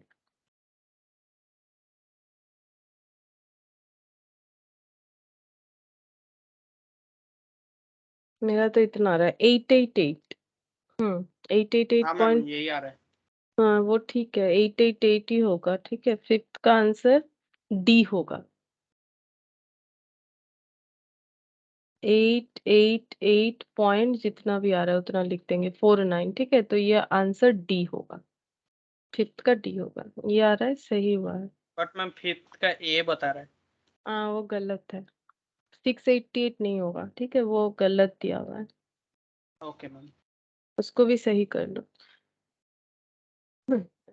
6th नंबर देखो, the population of A town increases every year 2% of the population at the beginning of that year, बोल रहा है कि बिगिनिंग में जितना था उससे 2% बढ़ जाता है। The number of years by which the total increase of population भी 40%, बोल रहा है ऐसे 2% बढ़ते बढ़ते कब ऐसा होगा कि पॉपुलेशन 40% बढ़ जाएगा, कितने साल में, वही पूछ रहा होगा। देखो ईयर ही दे रखा है। अच्छा ये देखो, तो यहाँ पर करके देखते हैं। मान लेते पहले साल पॉपुलेशन 100 लोगों का था, तो अगर एक साल बाद कितना हो जाएगा, क्योंकि हर साल 2% करके पॉपुलेशन बढ़ेगा ऐसे बोला गया है, तो 102। ठीक है। अच्छा उसके बाद फिर 2% बढ़ेगा, फिर उसके बाद फिर 2% बढ़ेगा। हम लोग को ये पूछ रहा है कि ऐसे बढ़ते बढ़ते कब ऐसा होगा कि ये 140 हो जाएगा, मतलब ये जो पॉपुलेशन जो है वो 140 हो जाएगा, मतलब 100 से 140 हो जाएगा। अगर हम लोग 100 मान के कर रहे, क्योंकि 40% का बात बोला है कि टोटल पॉपुलेशन 40% बढ़ जाएगा, ऐसा कितना टाइम में होगा ये हमें पूछा है। तो ये P ये A ऐसे मान के हम लोग निकालने का कोशिश कर सकते हैं n का। तो A equal to P into, अब पॉपुलेशन बढ़ रहा है तो प्लस लगाएंगे, I⁴ हो गया। अब एजम्पशन के हिसाब से ये 140 और ये 100, 1 रेट है 2% n। ठीक है। अच्छा अब 140 डिवाइडेड बाई 100 कर ले यहाँ पर, 1.4 और 2% मतलब 1.02 whole to the power n। अच्छा अब हम लोग क्या करेंगे, ट्रायल एरर करेंगे, 1.02 को मल्टीप्लाई करके देखेंगे कि कब 1.4 आएगा, कितने टाइम में। तो 2 मैम 17 बार होना। 17 बार। अच्छा 2 3 4 5 6 7 8 9 10 11 12 13 14 15 16 17 में रुक गए हम, 17, हाँ 17 में आ रहा है। ठीक है। तो n का वैल्यू अगर 17 होता है तब ये सेटिस्फाई कर जाएगा। अब आंसर देखना पड़ेगा। आंसर हम लोग का है 17 ईयर अप्रोक्स दिया हुआ है। ठीक है। और एक नन ऑफ दिस भी दिया हुआ है, लेकिन अप्रोक्स का मतलब 17 एंड समथिंग हो सकता है ना, तो हम लोग का 17 जब आ रहा है आंसर, तो हम लोग इसका आंसर लिख सकते हैं 17, यानी ऑप्शन हम लोग का सी ले सकते हैं। ठीक है, ऑप्शन सी हो जाएगा। अच्छा फिर देखो 7, क्वेश्चन नंबर 7 बोल रहा है the difference between compound interest and simple interest on a certain some of money invested for 3 years 6% पर एनम इज 110.16 प्रिंसिपल। बोल रहा है कितने पैसे पे कितना, सॉरी मतलब प्रिंसिपल कितना है जिसको कंपाउंड और सिंपल इंटरेस्ट पे अगर 3 साल के लिए इन्वेस्ट किया गया है 6% पर एनम रेट पे, तो उसका इंटरेस्ट का जो डिफरेंस है वो इतना आ रहा है। ठीक है, मतलब एक्चुअली इंटरेस्ट का डिफरेंस मतलब compound interest minus simple interest, क्योंकि हमें पता है कंपाउंड इंटरेस्ट ही ज्यादा होगा, इसलिए मैंने इसको पहले लिखा। ये अपने मन से नहीं लिखा है, लॉजिक है। कंपाउंड इंटरेस्ट हमेशा ज्यादा होगा, अगर 3 साल के लिए पैसा इन्वेस्ट हो रहा है सेम अमाउंट है तो कंपाउंडिंग में ज्यादा मिलेगा ही मिलेगा। तो ये दोनों का डिफरेंस है 110.16, और डिफरेंस भी तो उसी के लिए आ रहा है, कंपाउंडिंग के लिए। हमें पूछ रहा है ऐसा कौन सा अमाउंट है, तो एक ऑप्शन तो ऐसा है कि हम लोग एक काम कर सकते हैं, ये सब पे चेक कर करके देख सकते हैं। मतलब एक बार 3,000 पे चेक करो, एक बार 3,700 पे चेक करो, एक बार 12,000 पे चेक करो, एक बार 10,000 पे चेक करो, इस तरह से कर सकते हैं। या फिर कैलकुलेट करके देख सकते हैं, कोई भी एक तरीका है। तो हम कैलकुलेट करके एक बार दिखा देते हैं। देखो कंपाउंड इंटरेस्ट कैसे निकालते हैं, इसी पे हम कैलकुलेट करके दिखा देते हैं। कंपाउंड इंटरेस्ट कैसे होगा, ये देखो a equal to p into 1+i whole to the power n, ये क्या होता है, a होता है। ठीक है। और कंपाउंड इंटरेस्ट क्या होता है, a माइनस जो है p, हर जगह पे तो इंटरेस्ट का मतलब a माइनस p होगा। सिंपल इंटरेस्ट में भी इंटरेस्ट का मतलब क्या होगा, a माइनस p ही होगा, लेकिन यहाँ पर a का मतलब ये होगा। ठीक है, यहाँ पर a का मतलब क्या हो जाएगा, ये वाला p into 1+i whole to the power n minus p, तो यहाँ से p कॉमन ले लो, 1+i whole to the power n minus 1, है ना। ये कंपाउंड इंटरेस्ट हो गया, ये सिंपल इंटरेस्ट। अब हम लोग बोल सकते हैं p into 1+i whole to the power n minus 1, और क्योंकि ये वाला लिख रहे हैं अभी हम, compound interest minus simple interest, तो कंपाउंड इंटरेस्ट ये आ गया। ठीक है, compound interest minus simple interest मतलब a अब सिंपल इंटरेस्ट को हम लोग ऐसे भी तो लिख सकते हैं, देखो सिंपल इंटरेस्ट ये भी होता है और सिंपल इंटरेस्ट ये वाला भी होता है, P इंटू आई इंटू एन, ठीक है, क्योंकि एक ही तरह का लेना पड़ेगा ना। अगर हम इसे यहाँ आर लिखेंगे, यहाँ आई लिखेंगे तो सिमिलरिटीज नहीं आएगा, यहाँ एन ही लिखेंगे, यहाँ टी लिखेंगे तो फिर एन और टी क्लैश करेगा ना। मतलब हमें तो सॉल्व करना है, तो अगर हम लोग एन का मतलब भी तो वही टाइम ही बता रहा है, तो या तो यहाँ एन लिख लो या तो मतलब एक ही तरह का नोटेशन यूज करना पड़ेगा, अदरवाइज हम लोग इसको सॉल्व नहीं कर पाएंगे। तो यहाँ देखो आई है तो मैंने भी आई लगाया है और यहाँ पर मैंने एन लिखा, ठीक है। ये हो गया सिंपल इंटरेस्ट। अब इसका डिफरेंस है 110.16, ठीक है, 110.16। अच्छा, अब हम लोग इसको कैसे सॉल्व करेंगे, देखो यहाँ पर P ले लिया मैंने। अच्छा, I का वैल्यू हम लोग के पास है, I है हम लोग का 6% यहाँ पर। ये 6% यहाँ पर देखो बोल रहा है कि दोनों ही कंपाउंडेड ईयरली है, तो ये हो गया 6% टू दी पावर यहाँ पर कितना हो जाएगा 3 माइनस 1। और ये हो गया P तो हमें नहीं पता, वही तो हमें ढूंढना पड़ेगा। I का मतलब यहाँ पर हो गया 6% और N का मतलब हो गया 3,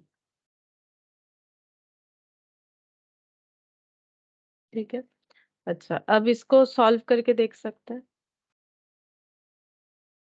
6 डिवाइडेड बाई 100 प्लस 1 2 3, ये हो गया -1। अच्छा, P इंटू 0.191016 माइनस ये वाला 6 डिवाइडेड बाई 100 इंटू 3, तो ये हो गया P इंटू 0.18 110.16। अब ये दोनों को माइनस कर लो, मतलब P कॉमन लेने से दिस वन माइनस ये वाला हो जाएगा, तो -0.191016, तो ये वैल्यू आ रहा है। वैसे ये नेगेटिव नहीं होगा, ये मैंने बाद में लिखा ना इस वजह से, तो 0.011016 P 110.16, ठीक है। तो यहाँ पर ये P का वैल्यू हो जाएगा 0.110 मैम 10,000 हाँ 10,000 आ जाएगा। 0.011016, देखो ये 10,000 आ जाएगा। अब मैंने इसको सॉल्व क्यों करवाया पता है, ये देखो 10,000 डी ऑप्शन में था। अब इतने सारे ऑप्शन में अगर हम चेक करेंगे कंपाउंड सिंपल फिर उसको माइनस करेंगे तो टाइम लगेगा। वैसे ये मुझे पता था कि ये 10,000 पीछे, इसलिए मैंने कर लिया एग्जाम में। अब तुम लोग का अगर ये सामने तरफ रहे तो फिर प्रॉब्लम नहीं है, लेकिन वो कैसे पता चलेगा कौन सा आंसर होगा। तो अब डिपेंड करता है कि ऑन दैट मोमेंट तुम लोग के दिमाग में क्या आ रहा है। ये देखो वैसे ये सोल्यूशन कुछ ज्यादा बड़ा नहीं है, चाहो तो इसे कर सकते हो। इसे करने से क्या होगा, जल्दी होगा अगर ऑप्शंस बहुत पीछे के तरफ है, क्योंकि 3 साल का सिंपल इंटरेस्ट तो इस पे जल्दी से निकल जाएगा, कंपाउंडिंग में निकल जाएगा, ऐसा नहीं कि नहीं निकलेगा। फिर दोनों का डिफरेंस निकालोगे, दोनों तरीके से कर सकते हो, ऑप्शन के साथ भी चेक कर सकते हो, बट यहाँ ऑप्शन के साथ चेक करने में जो सिचुएशन बना हुआ है उसमें टाइम लगेगा डी तक पहुंचने में, ठीक है। तो इसीलिए मैंने सॉल्यूशन बता दिया, ऑप्शन के साथ तो तुम लोग खुद भी चेक कर सकते हो, इसमें हम और क्या बताएंगे, ठीक है। तो 10,000 ऑप्शन हम लोग का डी आंसर हो जाएगा, ऑप्शन डी। अब 8th नंबर देखते हैं। The useful life of A machine, फिर से मशीन का क्वेश्चन आ गया। एस्टिमेटेड भी 10 years at cost 10,000, rate of depreciation 10%, scrap value कितना है, मतलब ए पूछ रहा है यहाँ पर, ठीक है। तो क्या हो जाएगा, A equal to P into 1 minus i whole to the power n. हम लोग को मशीन का वैल्यू बता दिया है 10,000 मतलब पी, और डिप्रिसिएशन है 10% और 10 साल के लिए, दोनों चीजें 10-10 है। हम लोग को पूछ रहा है स्क्रैप, ए का मतलब बचा हुआ वैल्यू स्क्रैप, तो 10% मतलब 10/100 कर लो -1। इसको ऐड कर लेते हैं, -1 मैंने बाद में किया ना, इस वजह से नेगेटिव दिख रहा है। 10 बार 2 3 4 5 6 7 8 9 10 इंटू 10,000 3486.78 ऐसा आ रहा है, देखते हैं ऑप्शन। 3486.78 ऑप्शन ए है ना, ऑप्शन ए आंसर हो जाएगा। हम लोग को स्क्रैप पूछा था तो स्क्रैप का आंसर निकल गया, ऑप्शन ए हो जाएगा। आसान था ये वाला। 9th number, the effective rate of interest corresponding of mute कर लो, किसी का अनम्यूट हो गया शायद। The effective rate of interest corresponding a nominal value और nominal rate of 7% per annum convertible quarterly is, ठीक है। हम लोग को बोल रहे इफेक्टिव रेट निकालो। अगर नॉमिनल रेट है 7%, जो क्वार्टरली दिया जाएगा उसका इफेक्टिव रेट क्या होगा। अगर 7% को क्वार्टरली दिया जाएगा मतलब 7% जो है ये पर एनम है, कुछ नहीं बोला हुआ है, देखो 7% पर एनम, बट कन्वर्टेबल मतलब कंपाउंडेड क्वार्टरली, क्वार्टरली करके मिलेगा, उसका इफेक्टिव रेट बताओ। तो कैसे निकालेंगे। इफेक्टिव रेट का फॉर्मूला में पता है, ई इक्वल टू क्या होता है, 1 + i whole to the power n - 1, ठीक है। तो 1 तो जैसे फॉर्मूले में रहेगा, आई क्या है 7% और कन्वर्टेबल क्वार्टरली है तो डिवाइडेड बाई 4 होगा। एक साल में कितना बार मिलेगा, 4 बार मिलेगा, -1, ठीक है। अब एक साल ही, ये मुझे कैसे पता चला, क्योंकि देखो यहाँ पर क्वेश्चन में एक बार ही बोला है ना, मतलब टाइम पीरियड तो कुछ अलग से बोला नहीं, तो 1 ईयर ही होगा, पर एनम है ना, 7%। 7.18। 7.18 मतलब ऑप्शन डी, हाँ सही बात, ऑप्शन डी होगा 7.18। इसको चेक कर लेते एक बार, हम दिखा देते कैसे होगा सबको। यहाँ पर यहाँ 100 हो गया, ठीक है, ये +1 कर लो। ये तो पूरा कैलकुलेटर का ही खेल है, 2 3 4 -1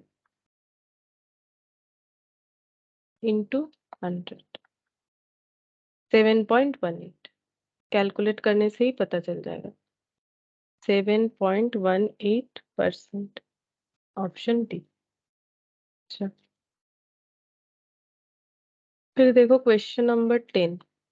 The compound interest on 16,000 for 1.5 year at 10% payable half yearly, बोल रहा है कंपाउंड इंटरेस्ट कितना होगा, 16,000 रुपीज पे अगर 1.5 ईयर के लिए इन्वेस्ट किया गया है, 10% per annum payable half yearly, मतलब इंटरेस्ट कैसे दिया जाएगा, 10% साल में दिया जाएगा, लेकिन हाफ ईयरली मतलब 6 मंथ्स में 5%, अगेन 6 मंथ्स में 5%, फिर अगेन 6 मंथ्स में 5%। क्या और दिया जाएगा, नहीं। 1.5 ईयर, 1.5 साल में कितना बार दिया जाएगा, अगर 6 6 महीने में इंटरेस्ट मिलेगा, 1.5 साल में 3 बार, ठीक है। 1.5 साल में 3 बार होगा। और कितना पैसा डिपॉजिट हुआ है, 16,000। पूछ रहा है कि इंटरेस्ट कितना बन रहा है, ये पूछा है और कुछ नहीं। तो ए निकाल लो, फिर माइनस कर लो, इंटरेस्ट पता 2522। 2522, 10th वाला ना। हाँ 2522, ऑप्शन बी, हाँ सही हो रहा है। अच्छा, पी है 16,000। अच्छा, आई है हम लोग का 5%, एन हो जाएगा कितना बार होगा, 3 बार, ठीक है। एन कैसे निकाल सकते हो, ऐसे भी निकाल सकते हो, T into number of conversion per annum, है ना। तो एक साल में 2 बार होगा, क्योंकि सेमी एनुअली है, तो 1.5 साल में 3 बार, ठीक है। तो यहाँ पर कैलकुलेट करना पड़ेगा बस, ये देखो 5 डिवाइडेड बाई 100 +1 +1 1.05, 3 बार, 2 3 इंटू हो जाएगा 16,000, 18,522। हम लोग को इंटरेस्ट पूछा था, माइनस कर दो, 18,522 -16,000, 2522, ठीक है, ऑप्शन बी, 2522 ऑप्शन बी। अच्छा 11 वाला देखो, बोल रहा है the compound interest on 40,000 at 10% per annum for 1 year when the interest is payable quarterly. Interest quarterly दिया जाएगा, एक साल बता भी दिया है क्लियरली, 10% पर एनम, तो क्वार्टरली होगा तो 2.5 करके पर क्वार्टर, तो 40,000 पे कितना बनेगा, देखो कैलकुलेट करके।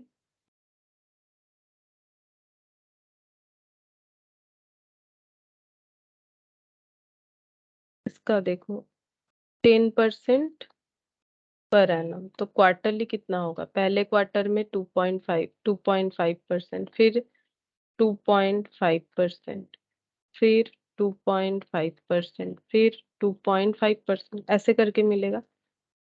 तो ये equal to P into 1 + i whole to the power n।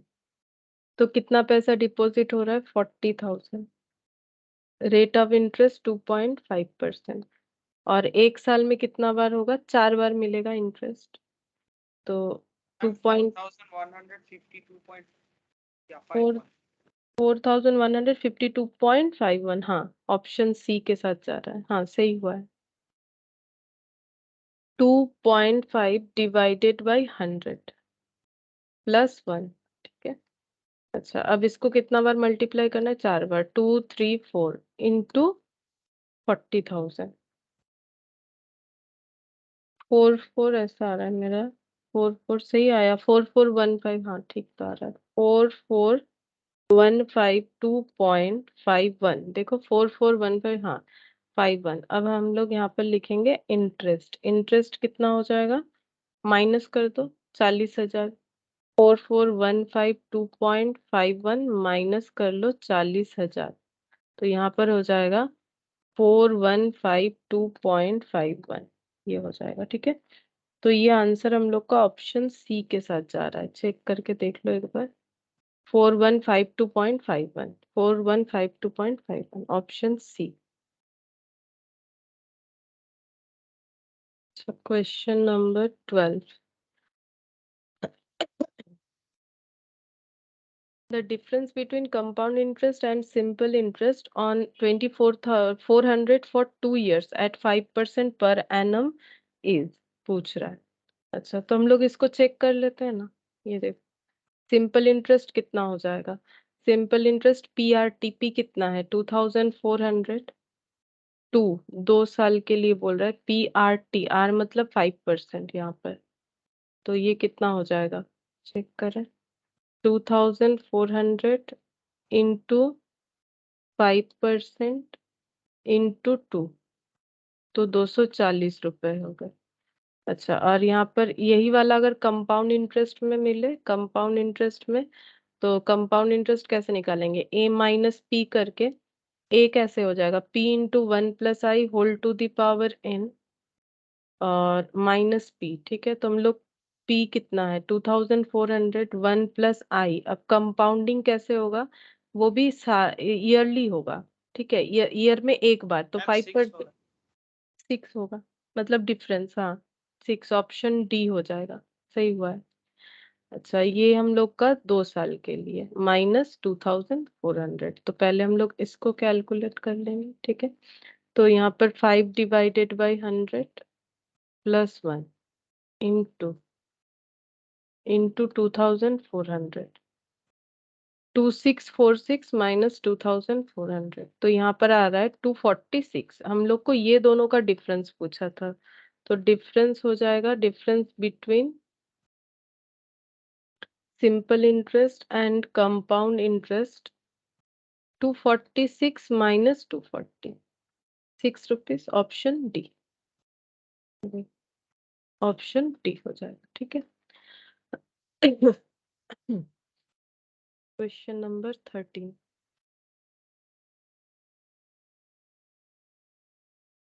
तो इसमें बोला है the annual birth and death rate पर 1000, ठीक है। यहाँ पर ना इस चीज पे ध्यान देना, इस क्वेश्चन में ये 1000 पे बताया है, 100 पे नहीं, पर 1000 और 39.4 मतलब बर्थ रेट है, और डेथ रेट है 19.4, वो भी 1000 में। The number of years in which population will double, बोल रहा है अगर ऐसा ही चल रहा है, मतलब लोगों का मतलब जन्म भी हो रहा है, लोग मर भी रहे हैं, ठीक है, बर्थ भी है डेथ भी है, फिर भी पॉपुलेशन अगर बढ़ रहा है, डबल हो जाएगा कब, अगर there is no immigration and emigration, मतलब उस जगह से, मतलब उस पर्टिकुलर जगह से ना तो कोई दूसरे जगह पे जा रहा है ना कोई दूसरे जगह से आ रहा है, ठीक है। तो कितने साल में अगर ऐसा ही चलता गया, इनका पॉपुलेशन डबल हो जाएगा। पहला बात है पॉपुलेशन बढ़ेगा कि घटेगा वो समझो, पॉपुलेशन बढ़ेगा क्यों, क्योंकि बर्थ रेट हाई है जबकि डेथ रेट लो है, ठीक है।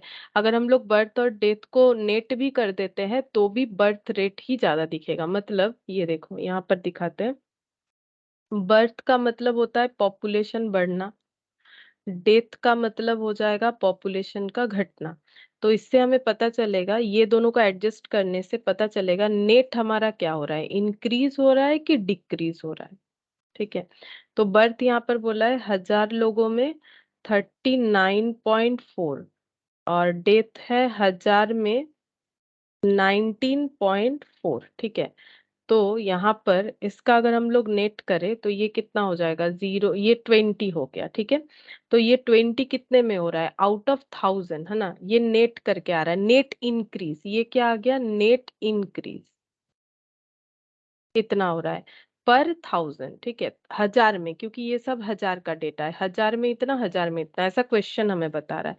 तो रेट क्या हो रहा है, इंक्रीज रेट इंटू 100 करेंगे, या फिर ऐसे भी कर सकते हो, अगर 100 में नहीं करना चाहते हो सिर्फ डिवाइड बाई 1000 करके भी हम लोग रख सकते हैं। अगर 100 नहीं करना चाहते तो भी चलेगा, अगर हम लोग ऐसे रखते हैं। ये रेट निकल के आ गया, ये हो गया इंक्रीज रेट, ठीक है। हम लोग को बोला डबल कब होगा, तो चेक करते हैं डबल कब होगा। डबल का मतलब अगर पॉपुलेशन x है, डबल मतलब 2x, ठीक है। अगर 100 लिखोगे तो 200 लिख सकते हो, x अगर नहीं यूज करना है तो मत करो। रेट है 0.02, ठीक है। कितने दिन में होगा ये हमें पूछा है, तो वो तो कैलकुलेट करेंगे, दोनों साइड से x हट गया, 2 equal to 1.02 whole to the power n। तो इसको मल्टीप्लाई करो, कितने में 2 आएगा, चेक करो। 1.02 को कितना बार मल्टीप्लाई करेंगे 2 आ जाएगा। 2, 3, 4, 5, 6, 7, दिखेगा नहीं मुझे, 7, 8, 9, 10, 11, 12, 13, 14, 15, 16, 17, 18, 19, 20, 21, 22, 23, 24, 25, 26, 27, 28, 29, 30, 31, 32, 33, 34, 35, 35 में 1.99 आ रहा है, एक बार हम नोट डाउन कर लेते हैं। 1.999 आ रहा है 35 में, ठीक है। 36 में ज्यादा आ जाएगा, 2 क्रॉस कर गया, ठीक है, 2 क्रॉस कर गया, हमें एग्जैक्ट 2 चाहिए। मतलब 2 जो है वो 1 पॉइंट मतलब n इक्वल टू, अगर 35 हो रहा है और अगर n इक्वल टू 36 हो रहा है, इन दैट केस हम लोग का 2.03 लगभग आ जा रहा है ना, 039। तो हम लोग का आंसर 35 और 36 के मिडिल में होना चाहिए। मतलब 35 ठीक है, 1.99 को हम लोग 2 लिख सकते थे। अब देखेंगे ऑप्शन क्या है, 35 है, 30 है, 25 है, नन ऑफ दिस है। तो मैंने पहले भी बोला था कि हमें जितना करीब आंसर मिलेगा हम लोग आंसर देंगे, क्योंकि 30, 25 हमारे आंसर में हो नहीं रहा है, तो हमें 35 का आंसर लेना पड़ेगा, मतलब ऑप्शन ए। और वैसे भी हो भी रहा है, 1.99 का मतलब 2 ही होता है, ठीक है। इसको 2 हम लोग मान सकते हैं, तो यहाँ पर हम लोग का आंसर इसका मतलब 35 यानी कि ऑप्शन ए हो जाएगा। 35 इस तरह से हम लोग चेक करके देख सकते हैं। और ये last question, compound interest on 4000 for 6 months at 12% per annum payable quarterly क्या होगा। अच्छा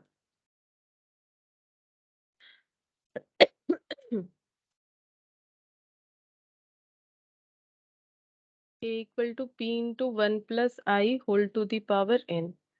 बोल रहा है कि कंपाउंड इंटरेस्ट कितना होगा 4000 रुपए पे, 4000 रुपए पे इंटरेस्ट कंपाउंड का वैल्यू कितना होगा अगर 6 महीने के लिए बोल रहा है कि for 6 months 12% per annum payable quarterly, quarterly देना है तो 12% क्वार्टरली देना है तो डिवाइडेड बाय 4 हो जाएगा, ठीक है। और यहाँ पर एन कितना होगा, T into number of conversion per annum, ठीक है। तो यहाँ पर टी मतलब टाइम होता है, 6 मंथ्स है, टाइम जो है वो 6 मंथ्स है, एक साल में। 43.6। हाँ 243.6, सही बात, 6 मंथ्स है, ठीक है। और number of conversion per annum है 4, तो 6 मंथ्स का मतलब आधा साल, 1/2 मतलब 6/12 कर लो ना तो भी तो होगा। और ये 4, तो ये हो गया 2, ठीक है। 2 बार कन्वर्जन होगा, क्योंकि क्वार्टर मतलब 3 मंथ्स में एक बार, तो 6 मंथ्स में 2 टाइम्स। वैसे भी तुम लोग अपना लॉजिक लगा के भी कर सकते हो, फॉर्मूले का कोई जरूरत नहीं, अगर कंसेप्ट सुना हुआ है तो कोई प्रॉब्लम नहीं होगा।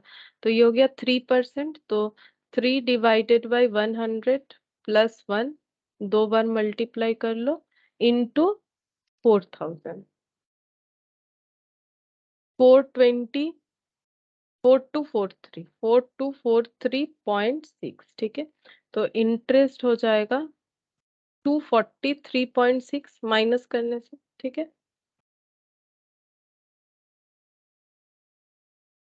ए, ठीक है, ऑप्शन ए 243.6। तो देखो ये तो हम लोग का जो लास्ट कंसेप्ट में क्वेश्चन था वही वाला हम लोगों ने यहाँ पर कंप्लीट किया। बस ये जो डर्टी पावर वाला है ना, ये हम बताएंगे नेक्स्ट दिन। हम फिर से बोल रहे हैं, अगर हम भूल भी जाते हैं ना, मुझे एक बार याद जरूर दिलाना, ठीक है। अच्छा, अब इसके बाद हम लोग का दूसरा पॉइंट आ जाता है, दैट इज एन्युटी, ठीक है। थोड़ा सा इसके बारे में बता देते हैं, जितना सा अभी टाइम है हम लोग के पास। एन्युटी का थोड़ा सा इंट्रो देते हैं कि एन्युटी क्या है। जैसे कंपाउंड इंटरेस्ट का अपना फीचर्स होता है, वैसे एन्युटी का भी अपना फीचर्स है। एन्युटी का मतलब है मेनली सीक्वेंस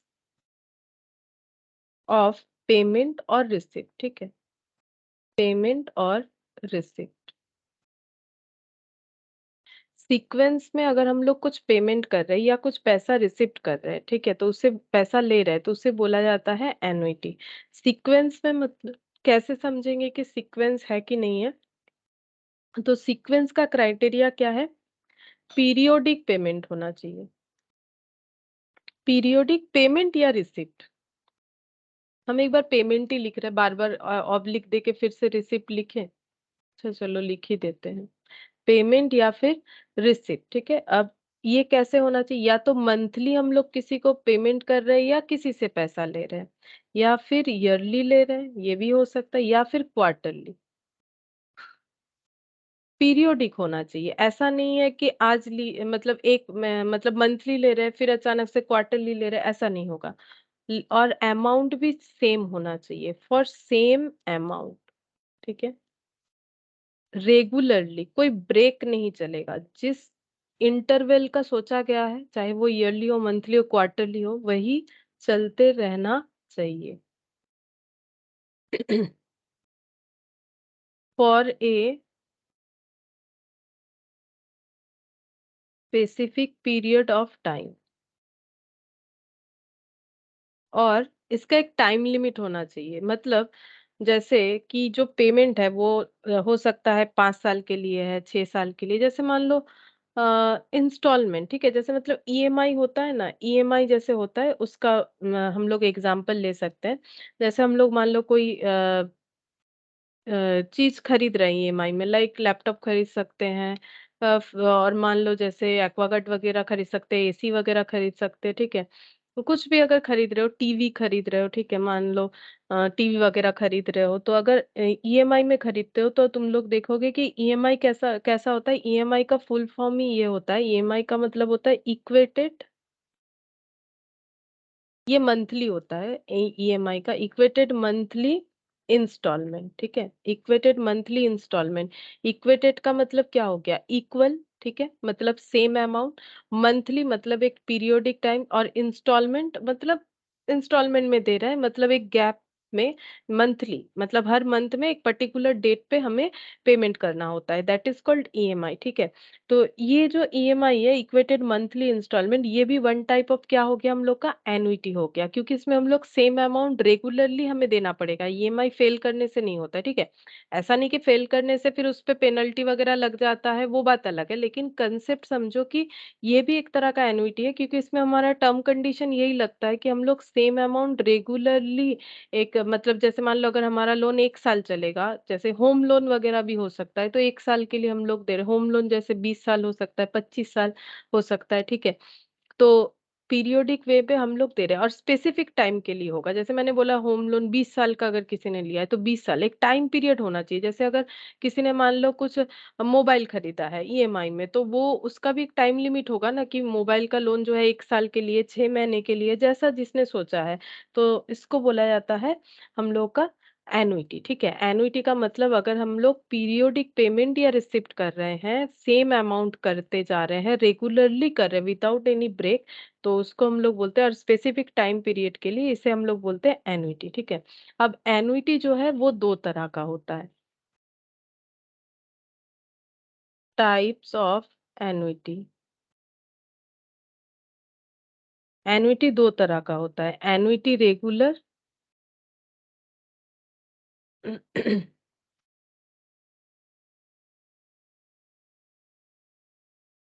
एनुइटी रेगुलर और एनुइटी ड्यू। अब ये क्या नया चीज है? एनुइटी रेगुलर और एनुइटी ड्यू क्या है? एन्युटी रेगुलर का मतलब हो जाएगा instalment starting at the end of the period, ठीक है। और एन्युटी ड्यू का मतलब होता है इंस्टॉलमेंट स्टार्टिंग एट द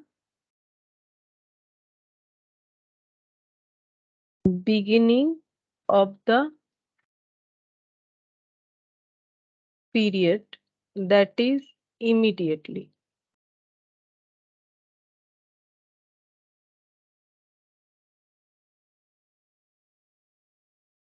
अच्छा, अब इसका एग्जाम्पल देने से समझोगे।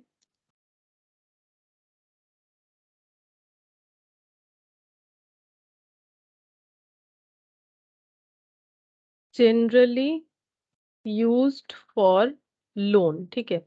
अगर हम लोग लोन लेते, जैसे मैंने अभी होम लोन का बात किया, कार लोन हो सकता है, ठीक है। और भी बहुत सारे चीज हम लोग लोन ले सकते हैं, बिजनेस के लिए लोन हो सकता है, ठीक है। तो ये जो लोन लेते हैं ना, तो लोन का ईएमआई, जैसे मान लो मैंने इस मंथ में लोन लिया, ठीक है। तो मेरा ऐसा नहीं है कि ईएमआई आज ही से स्टार्ट हो जाएगा, ठीक है।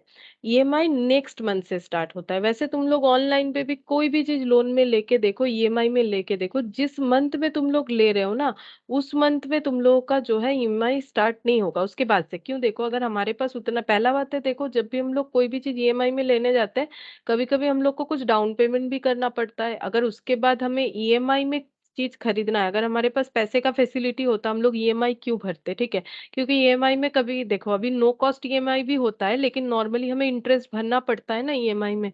तो अगर हम लोग के पास पैसा होता तो हम लोग ईएमआई नहीं लेते। इसीलिए बोला जा रहा है कि इंस्टॉलमेंट नॉर्मली क्या होता है, starting at the end of the period. मतलब जब हम लोगों ने इंस्टॉलमेंट लेने का सोचा, उसी मंथ, मतलब जैसे मान लो आज अगर हम लोगों ने लिया, आज 13th है, तो ऐसा थोड़ी ना कि कल से ही हमें ईएमआई भरना पड़ेगा, या तो फेब के एंड से या तो मार्च के शुरुआत से, ठीक है, ऐसा होता है। तो जब भी हम लोग ईएमआई लेते हैं तो नॉर्मली क्या होता है, इंस्टॉलमेंट हमें हमेशा हमें एंड ऑफ द पीरियड से ही देना पड़ता है। तो अगर एंड ऑफ द पीरियड से इंस्टॉलमेंट काउंट होता है, तो उसे मतलब पेमेंट या रिसिप्ट होता है, तो उससे हम लोग बोलते हैं एन्युटी रेगुलर। एन्युटी ड्यू क्या होता है, अगर इंस्टॉलमेंट बिगिनिंग में ही होता है, ठीक है, starting at the beginning of the period, मतलब जब जब हम लोगों ने जब हम लोगों ने सोचा तभी से अगर हम लोग का स्टार्ट हो जाएगा तब। जैसे एग्जांपल देने से समझोगे, ऐसा किस चीज में हो सकता है, जैसे कि इन्वेस्टमेंट, ठीक है। Generally generally used for investment. Investment के केस में ऐसा होता है, इन्वेस्टमेंट के केस में मतलब अगर मान लो हम लोगों ने कुछ इन्वेस्टमेंट किया, जैसे मान लो हम लोगों ने एफडी कर दिया, ठीक है। अगर हम लोग एफडी कर रहे हैं, और वैसे एफडी एन्युटी में नहीं आएगा, ठीक है, जैसे रेकरिंग डिपॉजिट कर रहे हैं, ठीक है, आरडी जिसे बोलते हैं, रेकरिंग डिपॉजिट कर रहे हैं। रेकरिंग डिपॉजिट डेली होता है, मंथली का होता है, ठीक है।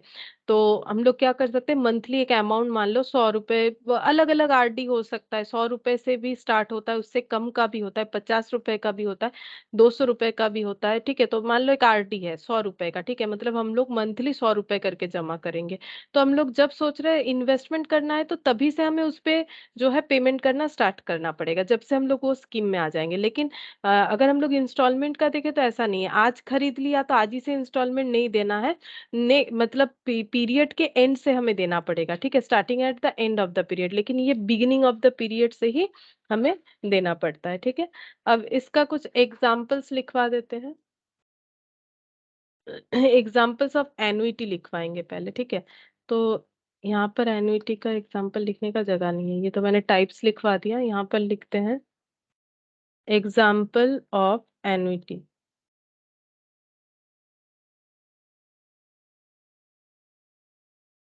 Loan to be repaid with equal installment, recurring deposit, जिसको आरडी बोलते हैं, SIP होता है, ठीक है, SIP सुने होंगे, सिस्टमेटिक इन्वेस्टमेंट प्लान।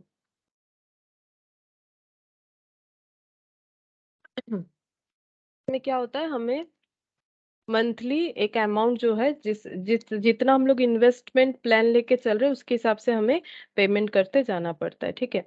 तो ये भी SIP, ये भी एन्युटी होता है, क्योंकि इसमें भी हमें सेम अमाउंट जैसे मान लो हम लोगों ने इन्वेस्टमेंट 5 साल के लिए किया है, तो 5 साल के लिए हमें मान लो मंथ में 1,000 रुपए करके देना है, तो 5 साल के लिए हमें 1,000 रुपए करके देना पड़ेगा। तो सेम अमाउंट 1,000 5 साल के लिए रेगुलरली देना है, अगर नहीं देंगे तो नहीं चलेगा, ठीक है। तो ये एन्युटी हो गया।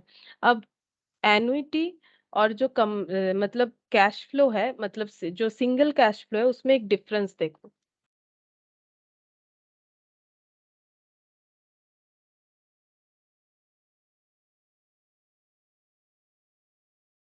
बस यही एक लास्ट करवाएंगे हम यहाँ पर। जैसे मान लो हम लोगों ने 1,000 रुपीज किया है डिपॉजिट, ठीक है, 1,000 रुपीज डिपॉजिट किया है eight the rate of 10% per annum basis पे। तो इंटरेस्ट कितना मिलेगा? पहले साल 1,000 पे 10%, 1,000 पे 10%, एक साल के लिए 100 रुपए, ठीक है। अच्छा, ये कितना बन जाएगा? 1,000 प्लस 100 मिला के ये 1,100 बन गया, ठीक है। अच्छा, फिर जब इंटरेस्ट मिलेगा तो कितने पे? ये हम कंपाउंड इंटरेस्ट बता रहे हैं, ठीक है। मैंने एक बार गलती से मैंने तुम लोग को सिंगल कैश फ्लो बोल दिया, मतलब उसको समझाएंगे बाद में, बाई चांस बता दिया। कंपाउंड इंटरेस्ट कैसे होता है वो बता रहे हैं, देखो वो तुम लोग को पता है, लेकिन एक कंपैरिजन के लिए हम बता रहे हैं। यहाँ पर फिर से एक नेक्स्ट ईयर इंटरेस्ट मिलेगा, तो इंटरेस्ट का अमाउंट हो जाएगा 110 रुपीज, ठीक है। अब 100 यहाँ पर था 1,100 और 110 मिलके हो गया यहाँ पर 1,210, ठीक है। अच्छा, यहाँ पर हम लोगों ने इन्वेस्ट कितना किया? इन्वेस्ट किया हम लोगों ने 1,000 रुपया, और हम लोगों के पास रिटर्न कितना आया? रिटर्न आया हम लोग के पास, देखो 1,000 इन्वेस्ट करके 1,210, मतलब 210 रुपया रिटर्न आया, ठीक है। 210 रुपया रिटर्न आया 2 बार में, एक बार आया 100 रुपया और एक बार 110। ये हम लोग का कंपाउंड इंटरेस्ट है। अब इसी चीज को अगर एनुइटी में दिखाना है तो वो कैसे होगा, देखो। एनुइटी में कैसे होता है? एन्युटी का रूल्स ये है कि एन्युटी में हमें डिपॉजिट, ये मान लो एक इन्वेस्टमेंट स्कीम था, ठीक है, हम लोगों ने 1,000 रुपए डिपॉजिट किए 10% पर एनम कंपाउंड बेसिस पे, एक साल के लिए, सॉरी 2 साल के लिए, ठीक है। अब अगर हम लोग 2 साल के लिए एन्युटी में जाना चाहते हैं, वही 10% पर एनम ये डिपॉजिट करेंगे सेम, ठीक है, और इस पे भी रेट लगेगा वही 10% पर एनम, लेकिन ये एन्युटी बेसिस पे होगा। तो फर्स्ट ईयर इंटरेस्ट कितना होगा? उतना ही होगा जितना हम लोग का कंपाउंडिंग में हुआ था, 10% इंटू 1। तो यहाँ पर हो जाएगा ₹100, ठीक है। ये कितना बन जाएगा? 1,000 प्लस 100, 1,100।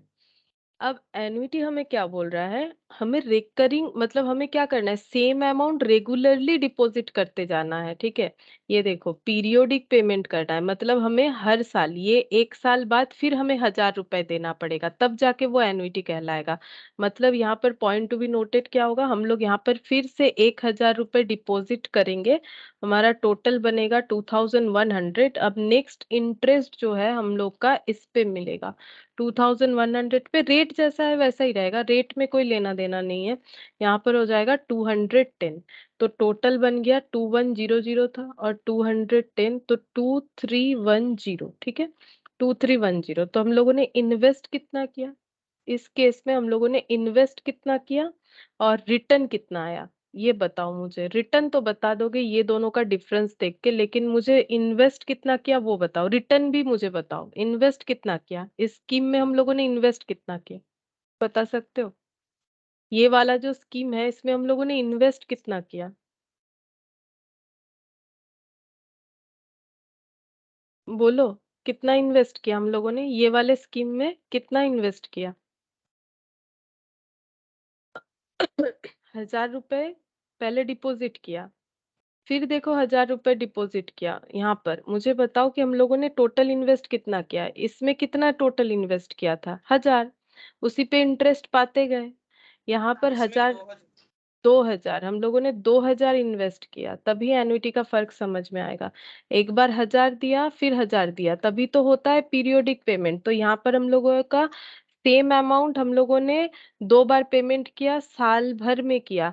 तो अगर ये एनुइटी इसीलिए है क्योंकि हम लोगों ने सेम अमाउंट 2 बार दिया और एक साल में दिया। और हम लोगों का देखो एनुइटी का रूल्स क्या था, पीरियोडिक पेमेंट करना चाहिए, पीरियोडिक ईयरली था, सेम अमाउंट 1000 रेगुलरली किया, हम लोगों ने कुछ ब्रेक नहीं किया। मतलब हम लोगों ने ऐसा नहीं किया कि नहीं दिया। वैसे मैंने बहुत सारा लंबा पीरियड नहीं दिखाया, 5-6 साल का रेगुलरली होना चाहिए। रेगुलर कब नहीं होगा, जैसे मान लो 5 साल का स्कीम है, मुझे 5 साल ही 5000 देना चाहिए था, 1000 मैंने 3 साल दिया, फिर चौथे साल नहीं दिया, तब नहीं होगा। ठीक है, स्पेसिफिक पीरियड ऑफ टाइम, मान लो कि ये मेरा 2 साल का स्कीम था तो 2 साल का। ठीक है, अच्छा अब हमारा यहाँ पर रिटर्न फिर कितना आया, रिटर्न आया 2310। बट इन्वेस्ट कितना किया हम लोगों ने, इन्वेस्ट तो 2000 ही किया, तो रिटर्न हम लोग का कितना आया 310। एक बार फर्स्ट टाइम आया 100 एंड सेकेंड टाइम आया 210। ठीक है, तो ये हम लोग का हो जाएगा एनुइटी। ठीक है, ये जो कंसेप्ट है ये एनुइटी का होता है। और ये जो कंसेप्ट है ये हम लोग का फिक्स डिपॉजिट है ना, मतलब ये कंपाउंड इंटरेस्ट। देखो इसको हम लोग कितना कुछ बोल सकते हैं। एक तो कंपाउंड इंटरेस्ट, ये सीख के आ रहे हो तुम लोग, ठीक है। इसके आगे वाले केस में ये एफडी भी तो हुआ, ये एफडी भी तो हुआ, एफडी नहीं हुआ। हम लोगों ने 1000 डिपॉजिट किया, 2 साल के लिए इतना मिला, ये एफडी हो गया। इसे क्या बोलेंगे, इसे बोलेंगे रेकरिंग डिपॉजिट, है ना। ये सब टर्म तुम लोग सुनोगे कभी, अगर ऐसा हो कि इन्वेस्टमेंट करने का हो तो ये सब टर्म तुम लोग के सामने आएगा। ठीक है, कि आपको एफडी करना है कि रेकरिंग डिपॉजिट करना है। फिर कैसे समझोगे कि एफडी क्या होता है, रेकरिंग डिपॉजिट, ये फिक्स डिपॉजिट, मतलब 1000 दे दीजिए, 2 साल बाद इतना मिल जाएगा। अब ये मेरा एग्जाम्पल है, कुछ और मार्केट में जो रेट मिल रहा है वो मिलेगा। और ये क्या है, एनुइटी, रेकरिंग डिपॉजिट करना है, मतलब सोचो कि एनुइटी के बारे में बता रहा है। ठीक है, तो ये बार बार दिया जाता है, इसीलिए इसे बोला जाता है रेकरिंग डिपॉजिट, है ना। ये रेकरिंग डिपॉजिट हो गया। तो यहाँ पर ये हम लोग का हो गया एनुइटी, रेकरिंग डिपॉजिट का एग्जाम्पल जो कि एनुइटी समझा रहा है। ये हो गया हम लोग का कंपाउंड इंटरेस्ट का एग्जाम्पल जो मैंने एफडी मतलब फिक्स डिपॉजिट से समझाया। ठीक है, और ये हम लोग का क्या हो गया, प्रेजेंट वैल्यू। ठीक है, ये हम लोग का फ्यूचर वैल्यू। इसमें ये मेरा प्रेजेंट वैल्यू, ये मेरा फ्यूचर वैल्यू। ये मैंने क्यों बोला प्रेजेंट और फ्यूचर वैल्यू, क्योंकि आगे जाके हम लोग जब फॉर्मूला पढ़ेंगे तो हमें ये सब पता करना पड़ेगा। ठीक है, तो ये डिटेल्स में बताएंगे नेक्स्ट क्लास में। आज हम लोग इतना ही करते हैं फिर।